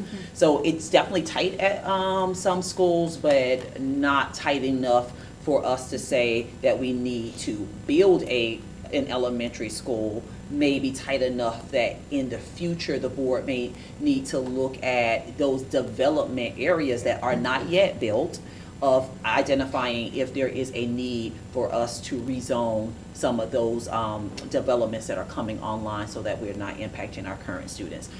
these are some things that will have to come before the board, and I think it's going to be things that we're going to see coming before you in the next year or so when we look at the numbers. All right. I think proactively, we probably need to be looking at what that's going to look like at a workshop or something like that in the future, about laying all these things out on the table for us to look at and see how that's going to look, how that's going to impact us in the future, about what that's going to look like. I realize things are going to change, but if we can get some kind of idea about, okay, you know what developments may potentially be coming, they're talking about it at the county office or whatever, but if we can begin looking at what the future may look like throughout this county, so we can then begin planning now instead of, 2 years from now. I'd rather us do that. And I think communicating too, so what I took back from, we just went to this wonderful conference, met with districts. They have, like Hillsborough County has over 300 schools. Pasco, they, over 100, and they go through this so much. So I know if they can handle it, I know we will be able to handle it. And I think communicating with parents and just being ready and just making sure everyone understands the why. But I did want to say, so I did appreciate Corey, Mr. Bush, going through all of this data. Like the COFTE, the COFTE, the students projected from the state. I almost feel, and just for parents too to know, it's like you're starting at failure because they give you numbers that don't necessarily make sense. So I think if everyone understands, we're given numbers that completely are less than what we have of student population, but we have to work with that, and that's where the money comes from, but we have to make it work, right? So I think with the team explaining, like I keep looking at the numbers because I can't stop thinking about it, but we work with what we have, we make it work, but we communicate so parents and our teachers, staff, and the kids know what's happening, so we know and we can explain it. I think we'll get through it, but yeah, it's gonna be tough, but if other counties can do it, I know we can do it, so. Yeah, I'm confident we'll definitely rise to the occasion and meet the needs, no doubt. It's just a matter of timing, and you'll see as we go through this part, we're kind of going off down into some different areas. It is relevant, but these numbers keep changing, and so the staff is always monitoring it. And they bring us back. One time it looked like a high school, then it looks like a. So we're gonna, and we can't build a school before we need it. So we have to. It's almost like it'd be great if you could say, hey, yeah, let's just have these seats ready the day one that they're there. But it's very challenging because you can't do it until they're. It's like you can't build it until we need it, right? Sure. So, but the population should be balanced based upon the projected development, because when elementary, where the utilization of the square footage has to be 100% before you can consider building, that would be at the detriment of these programs that we're talking about, like sensory rooms, or the ability to have like a little behavior center, or VPK, which we know is directly impacting student success. And so those are the things we give up when we don't balance the population ahead of time. yeah. So I think we're all in agreement that, we're all sensitive to that. We don't want those programs to suffer with our growth, right? So we just need to be proactive in making sure that we can accommodate. And one of the things that Mr. Bush does every year is he walks every space in the schools and identifies, okay, is this listed as a classroom? Are you using it as a classroom? Mm-hmm. If you're not, okay, why not? What is the reason why? And then can we tighten up and, before we, make the contract for portables or whatever. So we look at that. We're looking at that now. I think he just walked Belterre with Mr. Sanfilippo and I, we just walked Belterre today. Yeah. And met with them. So we are looking at every space to make sure we're utilizing it correctly. Mm-hmm. And that's sometimes the transparency part of it is that there's sometimes a hard conversation to have with our leaders when they're like, it is tight in here, and we're like, yes, it is, but we are not at the place that we need to bring on, in this conversation, a new school, or we need to bring on portables. But as we continue to walk and look, we have to, we have to consider all of those things. And so I think what it would be helpful is that in a future workshop, we do bring, and we just talk numbers and space for our schools, so that we can have an open conversation with this board about where we currently are. Mr. Bush, did you have more to add from your presentation here? No, that was it. All right. Well, if there aren't anything, no one else has anything to add, we'll move on with the agenda. Okay. Thank you. Thank you very much Thank you. to all of you for coming forward. So we'll now move on to Human Resources Consent, 11.01, Substance Use Prevention Specialist Job Description. Mr. Finelli. Ms. Williams. Ms. Williams, how are you? Good, how are you guys? Good afternoon, Chairman Furry, School Board, Superintendent Moore. Today, we have before you a job description for a substance use prevention specialist. This job description will be funded through a grant, a prevention partnership grant that comes through the Department of Children and Families to look at ways to prevent students from engaging in substance use. So the main purpose of this position will be prevention, and at the elementary level, it will be to coordinate and help our elementary schools to schedule prevention assemblies. And then in our secondary schools, we will be utilizing this position to coordinate referral for services with community partners, as well as to I'm stumbling over my words today, as well as to schedule assemblies and to do prevention work in small groups within the schools. So that would be the main functions of this position through the grant. This is a new position. It is. And it's full-time? Yes. So a question. Go ahead. I'm sorry. sir. Go ahead, yeah, go ahead. A question. So the grant, how long is the grant, did you say? So the grant is a 3-year grant, but it is a firm deadline on the grant. So if we start in January, it will run for the remainder of this year and then 2 years to follow. And from that point, any renewal after the 3 years, and who picks up after that? So there is an opportunity for us to reapply for the grant or to expand the grant or change the grant and how we do it. It is a competitive grant, so it's not a guarantee. But it is something that we can apply for. If we were to not get the grant, we would have to look to find other ways to possibly fund the grant. And the individual that will be hired for this will be hired under the terms that this is a grant, and if the funds are no longer available, then that position would not be available. That was question Unless 3. that becomes a priority of the board to bring on. But what we'll say is that this is a grant-funded position. If the grant is not available, this position is not available. That's what I wanted to know for third question. Thank you. So with these grants, and we've actually captured this year, Student Services has captured just shy of $800,000 in grant funding through DJJ, DCF, and through our local safety partnership. Congratulations. Well So, done.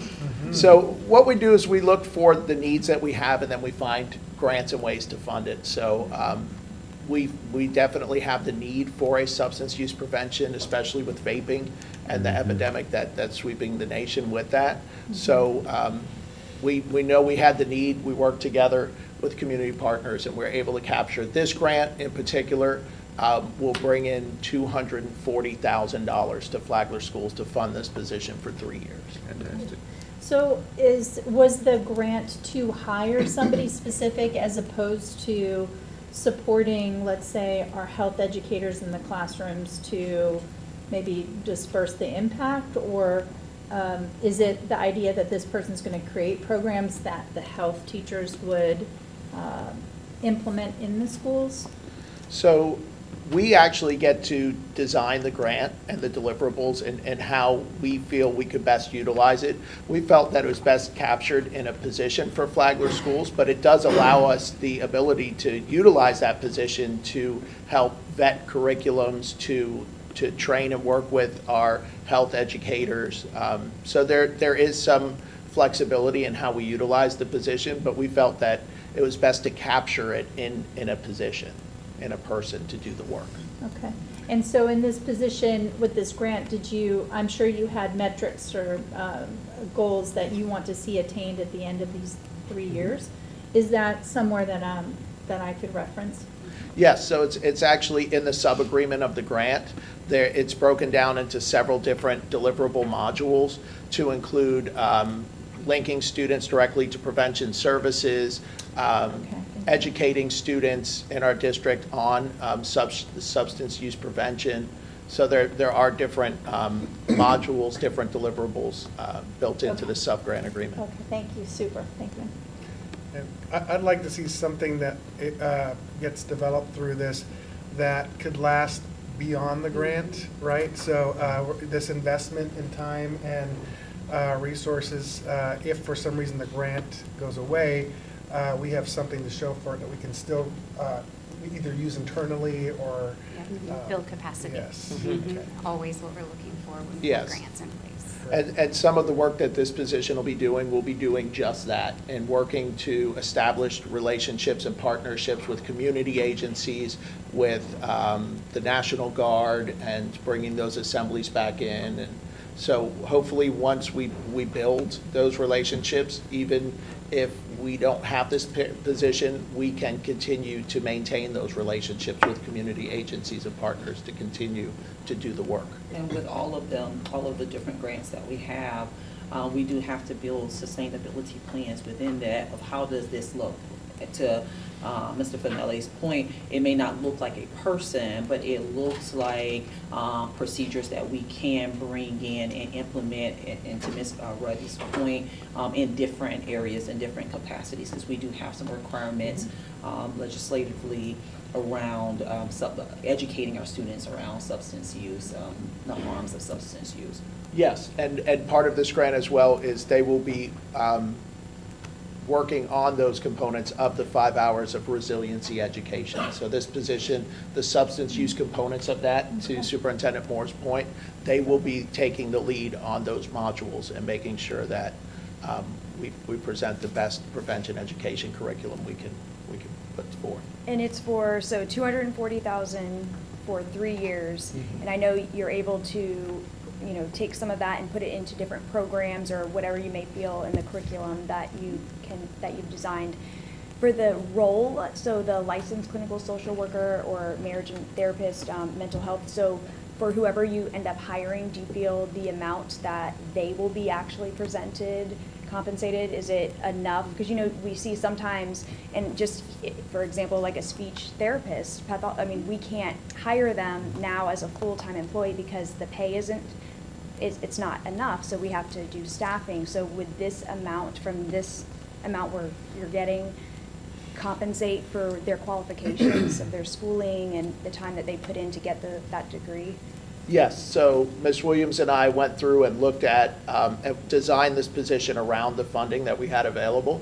So basically it's $80,000 a year for 3 years, and that would include salary and benefits. And we chose the appropriate amount of days and time for the year to make it competitive, that somebody would want to apply. You know, we get the right candidate for the position, right? All right. To your point, go ahead, I'm sorry. I was just going to say, to your point, I think that, yes, it's very challenging to find clinicians. Well, yeah, sometimes in our because community, they work but we so have hard. been successful in doing that, really just because of the cost benefit of not having to work a full year and having being on a 7.25 hour day. So that has helped with us being able to obtain clinicians. Well, that's great to hear, because this is a really important role, and we want to make sure that they love their job and they're getting paid for what they went to school for, and they can be able to provide the services. So.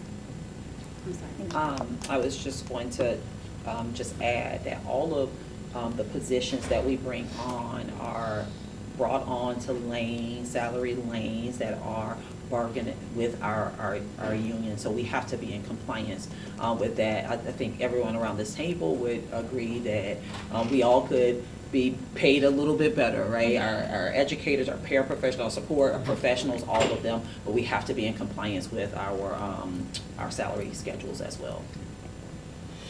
Okay, so we'll move on to 11.02. And this is the Prevention Partnership Grant. So this is actually the grant that will fund the position. That was what Ms. Ruddy was discussing before. So this is that sub-grant partnership agreement. It is an agreement between us and Flagler Cares. Flagler Cares is the actual grant recipient. So we are a sub-partner to that grant. And basically what that means is we have 3 major responsibilities in that.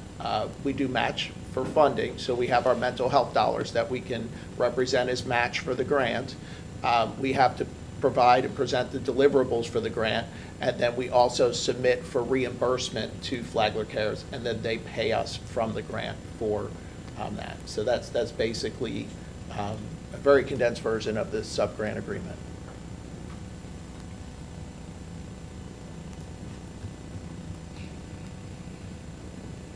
Okay. Any other questions on 11.02? Okay, we'll move on to 11.03, and this is the Criminal Justice Mental Health Substance Abuse Grant Program. So this is an expansion of a grant that we've had for the past 3 years, and then we had a smaller grant before that. This grant provides to Flagler schools just over $500,000 for 3 years, and it funds 2 positions in our district.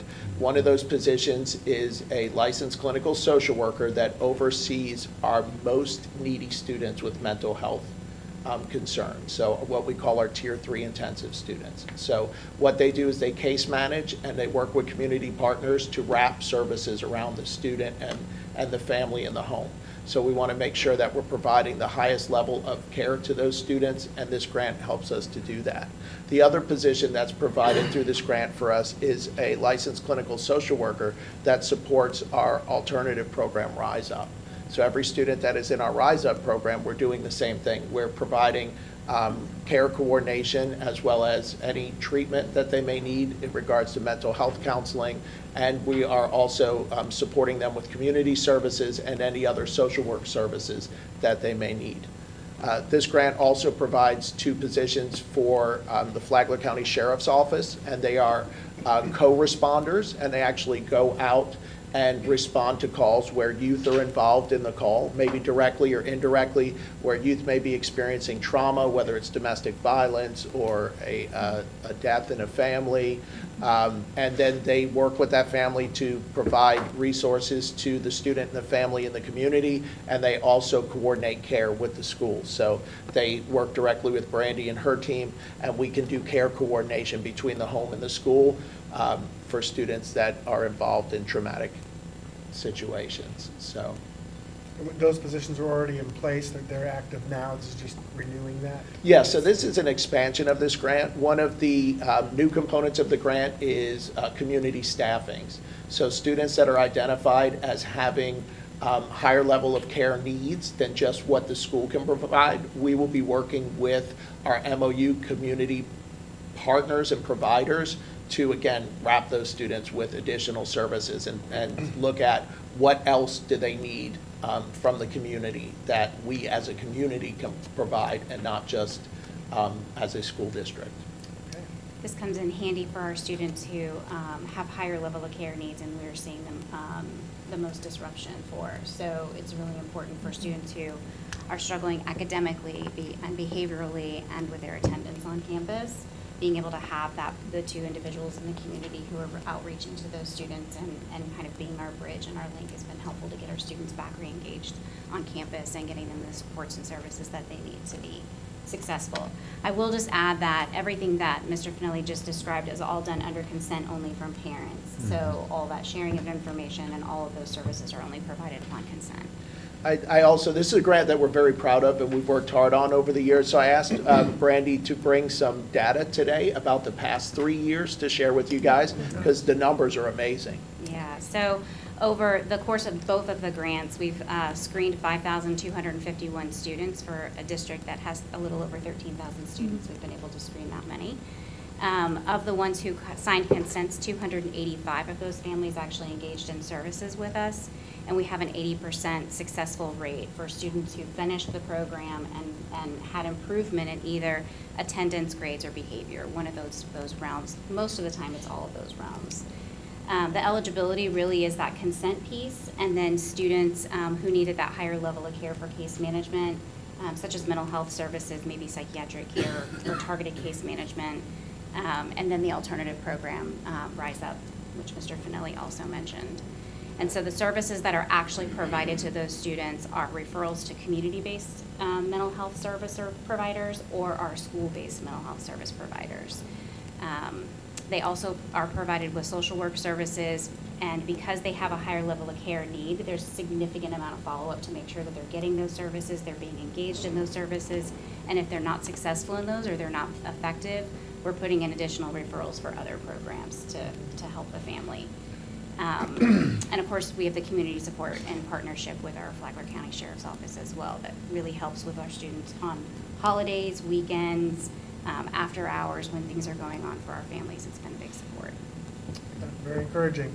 Do we have somewhere where we communicate some of these stats on our website and it's for the public?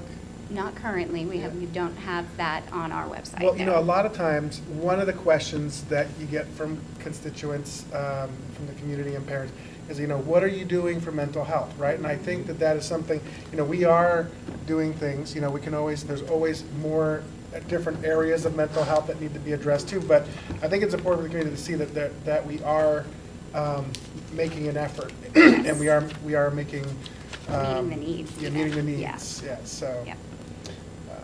And I'll add, last week we had a student panel, so this is coming directly from students, and there were 5 of them, I think, and I want to say at least 4 spoke about like mental health and these students, they, some of their schools have programs and they want to know about it. Mm-hmm. So I think, this is opportunity, like, I don't know, they want this, like, yes. Even though they may not say it, but all of those students, they mentioned it, they want it, and I think it sounds like we know what we're doing, so I like this. I think students need to know more about it, so if they need it, they'll use it. Yeah, just having somewhere to point parents to is helpful for us as board members, so we can tell them, but it makes a difference if they can visually see it, Sure. online. And some of these milestones, we should communicate through, press release, things like that, just letting people know that that's happening. Because I don't know how many times people talk about mental health, but it means something different to everybody too at the same time. So it's not all encompassing, but it is. My understanding though, these are for much deeper level of services. It's not like the first intervention layer. Am I correct in This that? grant specifically is, yes, Okay. but we do have an entire mental health program. Okay. So you'll see when you look at our mental health plan, it is tiered out, that there are services provided at a tier 1, tier 2, tier 3, and 3 intensive level. So this particular grant is focused primarily on the 3 and 3 intensive levels. And that data you shared was specific to this? Correct. So out of the 285 that accepted the services, that's a 16th of that 5,000. So what was the number one blocker in parents not accepting this? Did they seek outside services? Do you have any information? So out of respect for our families, we certainly don't go back and try to really encourage. All we can do is encourage, yes. Okay. There are times when they're already linked for other community-based resources and they don't feel like they need our additional support. I will also say that there is just this overall stigma of mental health in general. Like Mr. Furry pointed out, mental health looks like a lot of different things to a lot of different individuals and a lot of different families. And so I think that the overall challenge that we have still to this day is stigma with mental health. Thank you for sharing. Yeah, just from a contractual standpoint on this, everything, I'm assuming, I don't want to assume anything, but we've run everything through our board attorney. I see he's got a place for his signature and so forth like that. So just didn't know if he had said if that's been taken care of. I'm assuming it has been. Yes, before you sent it. that is correct. So any grants that we capture, I meet one-on-one with our deputy superintendent, and then they go from her to our school board attorney as well as to executive cabinet, and everything is reviewed ahead of Just time. wanted to clarify that. Yes. Thank you. Very good. All right. Well, if there's no other questions, we'll move on to the next agenda item. Thank you all very much. Ms. Williams, thank you. Have a good day. Thanks, guys. All right, so 11.04, request board approval of personnel items. Mr. Olet. Chairman Furry, board members, superintendent. This is the personnel action document. It's a living document that we continue to add to as we progress from the last board meeting. So this is a snapshot in time, and it will progress and change between now and my board meeting. I see a lot of people in transportation Yeah, or I was just gonna going ask on you. leave. Is there possibly one issue that there, is it the kids? Like, what is it? Well, I'll speak to the leave portion. Leave portions are always very unique and situational. We have folks going out in surgery. We have some folks who, have different, medical issues with family members. There are different reasons for the leave piece.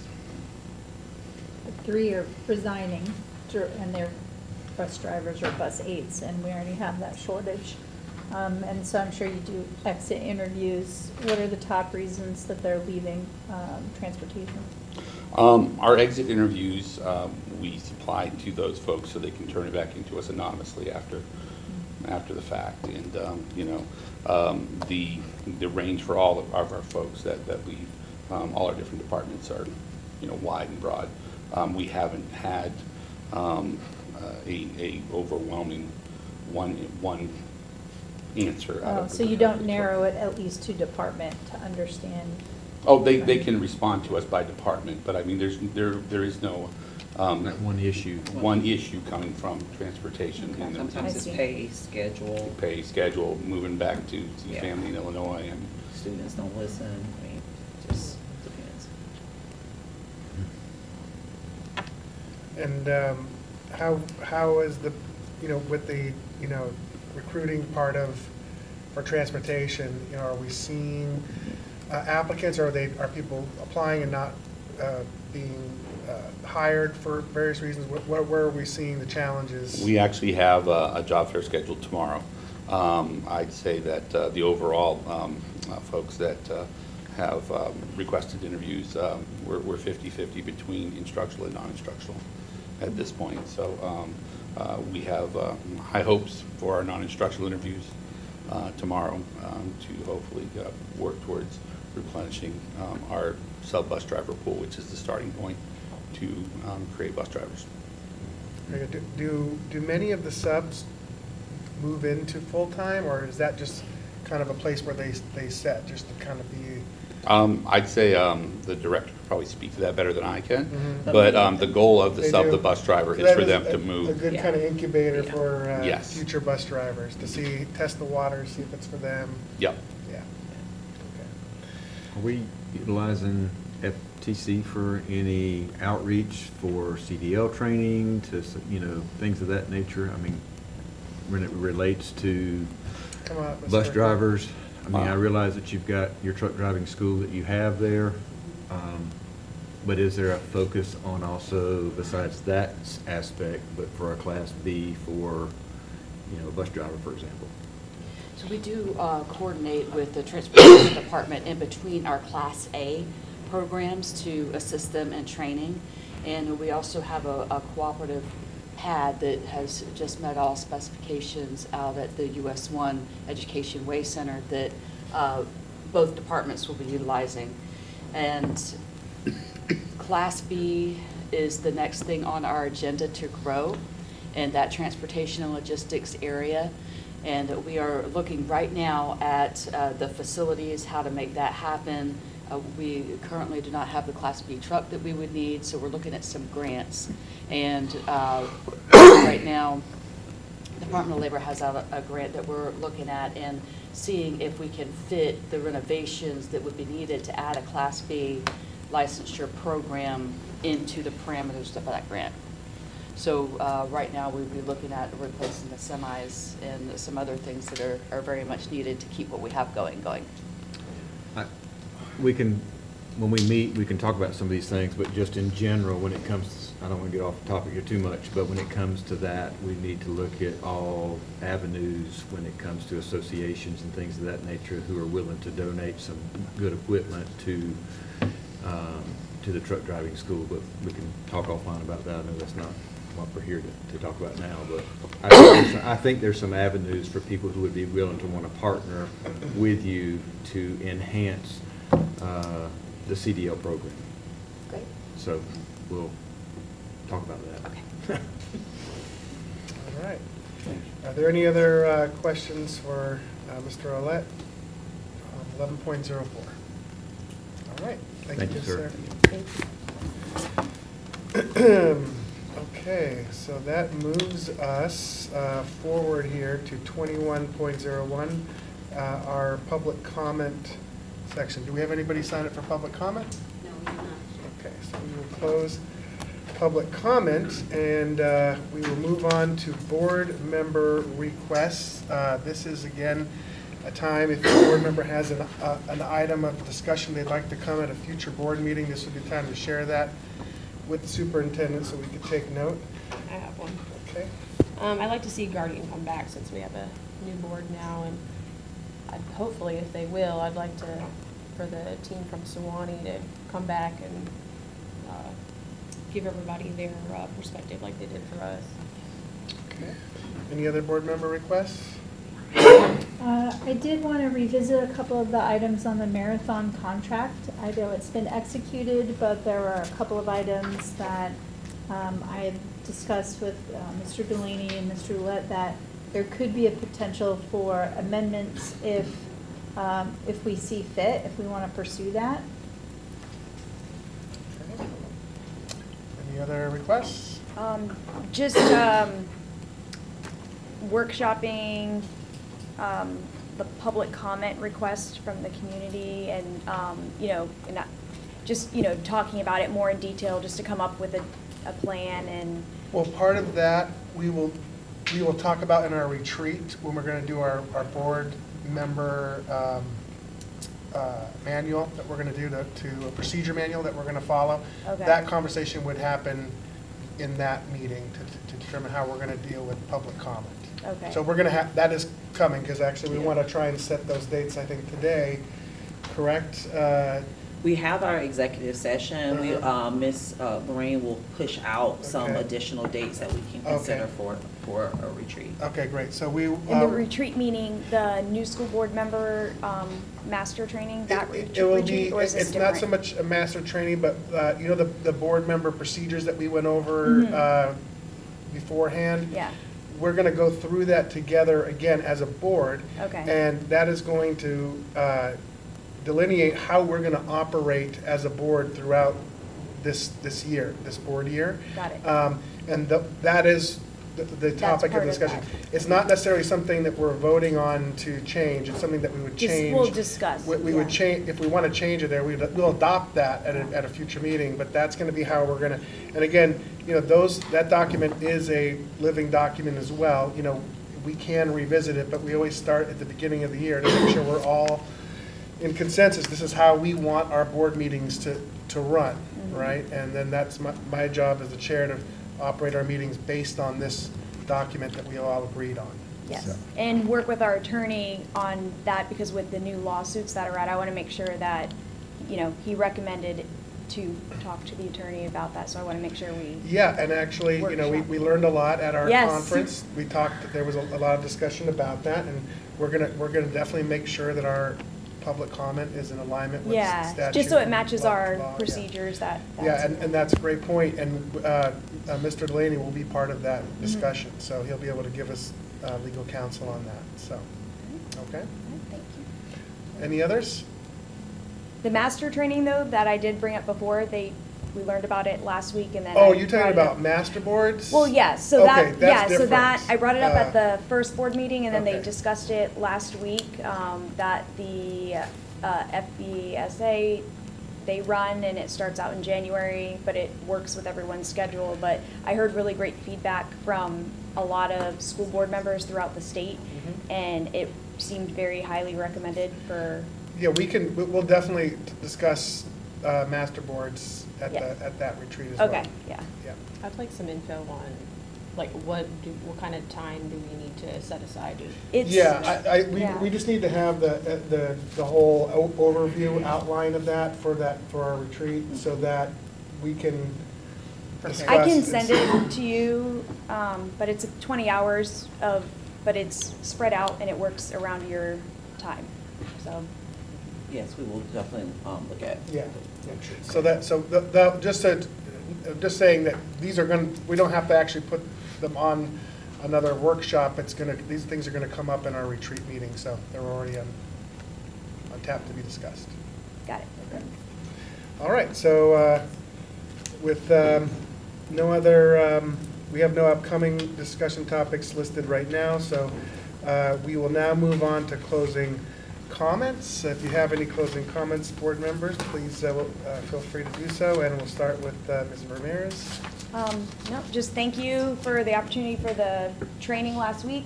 Learned a lot and hoping to bring it all back to the community, so I appreciate it. So thank you.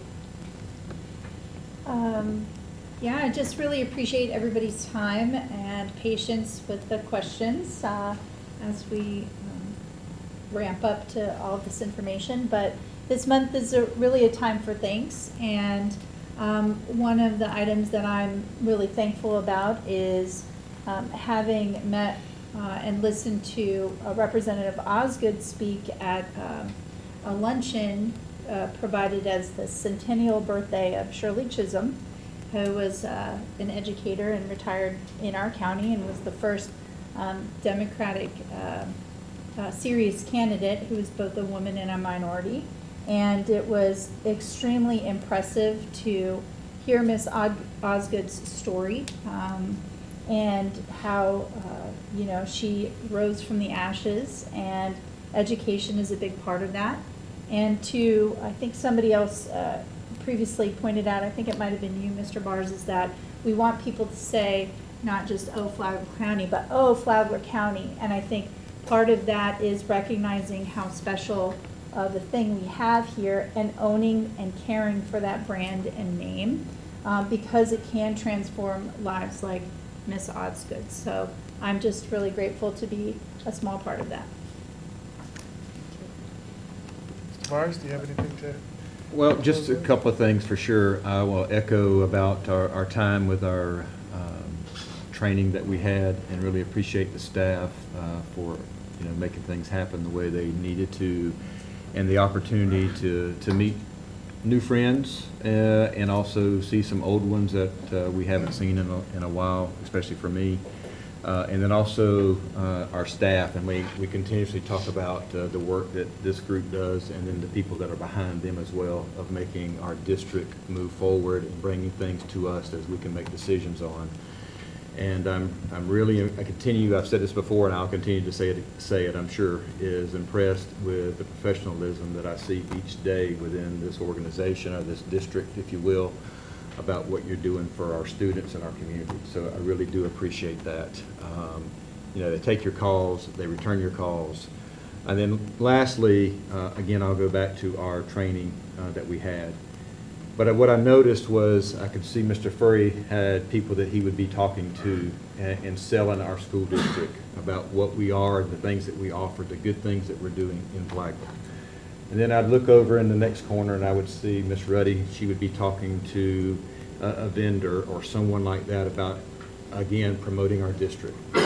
Ms. Ramirez, the same way, making contacts, really reaching out to others to get ideas about where we can all be better. And I noticed that as we were going through the week, everyone's kind of has their pocket, and what we do is we bring it back collectively to then have a better school district and have ideas that we can bounce off of our community, our staff.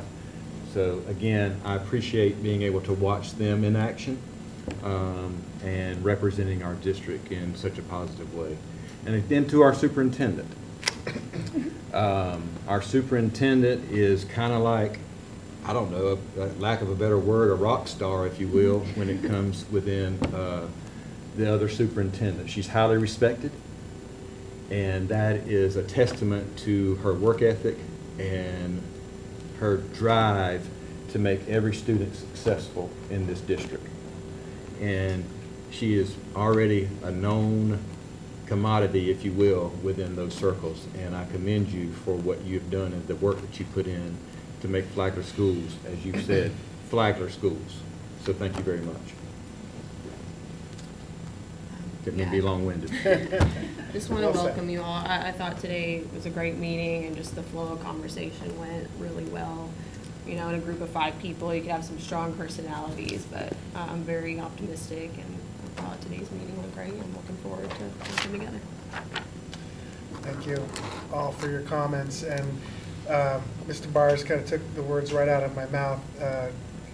When it comes to this last week, your board here went to Tampa to invest in learning, building relationships, and to come back stronger to serve this district. And I have to say, I was very impressed by everybody there early in the morning.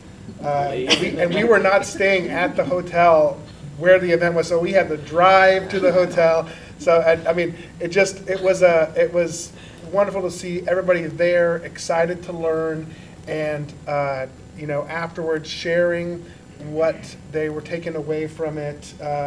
And again, I heard the similar things amongst the superintendents, the peers of Ms. Moore, giving her a lot of praise in her efforts. And so as she continues to grow, that as a board, that's encouraging for us to hear that. And we're here to support you and this district with everything that we need to keep moving Flagler forward. And I just want to thank staff for always being there with the answers.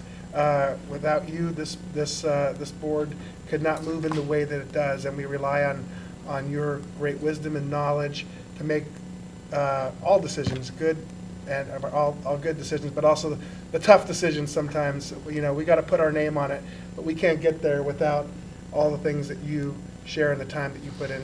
And also for all those grants that you shared today that we've been able to get, I mean, that is huge for us to move forward. I'm really glad that we're investing in the substance abuse area. The vaping is just an awful, nasty thing that has infected our children, and we need to find ways to help them get off that and prevent it from happening in the first place. So very encouraged with that direction. So I will close my comments there. Superintendent Moore, do you have anything to add? Two short things. I want to say congratulations to Ms. Mandy Carabrotis. She is our assistant principal of the year. We will invite them before you. You'll have an opportunity to celebrate them. As well as Ms. Kristen Bozeman is our principal of the year for Flagler Schools. They represent us well each and every day, but they will have an opportunity to represent us at the state level as we celebrate them and all of their hard work. And I would like to end with happy 73rd day of school. Have a great day. All right. This meeting is now adjourned.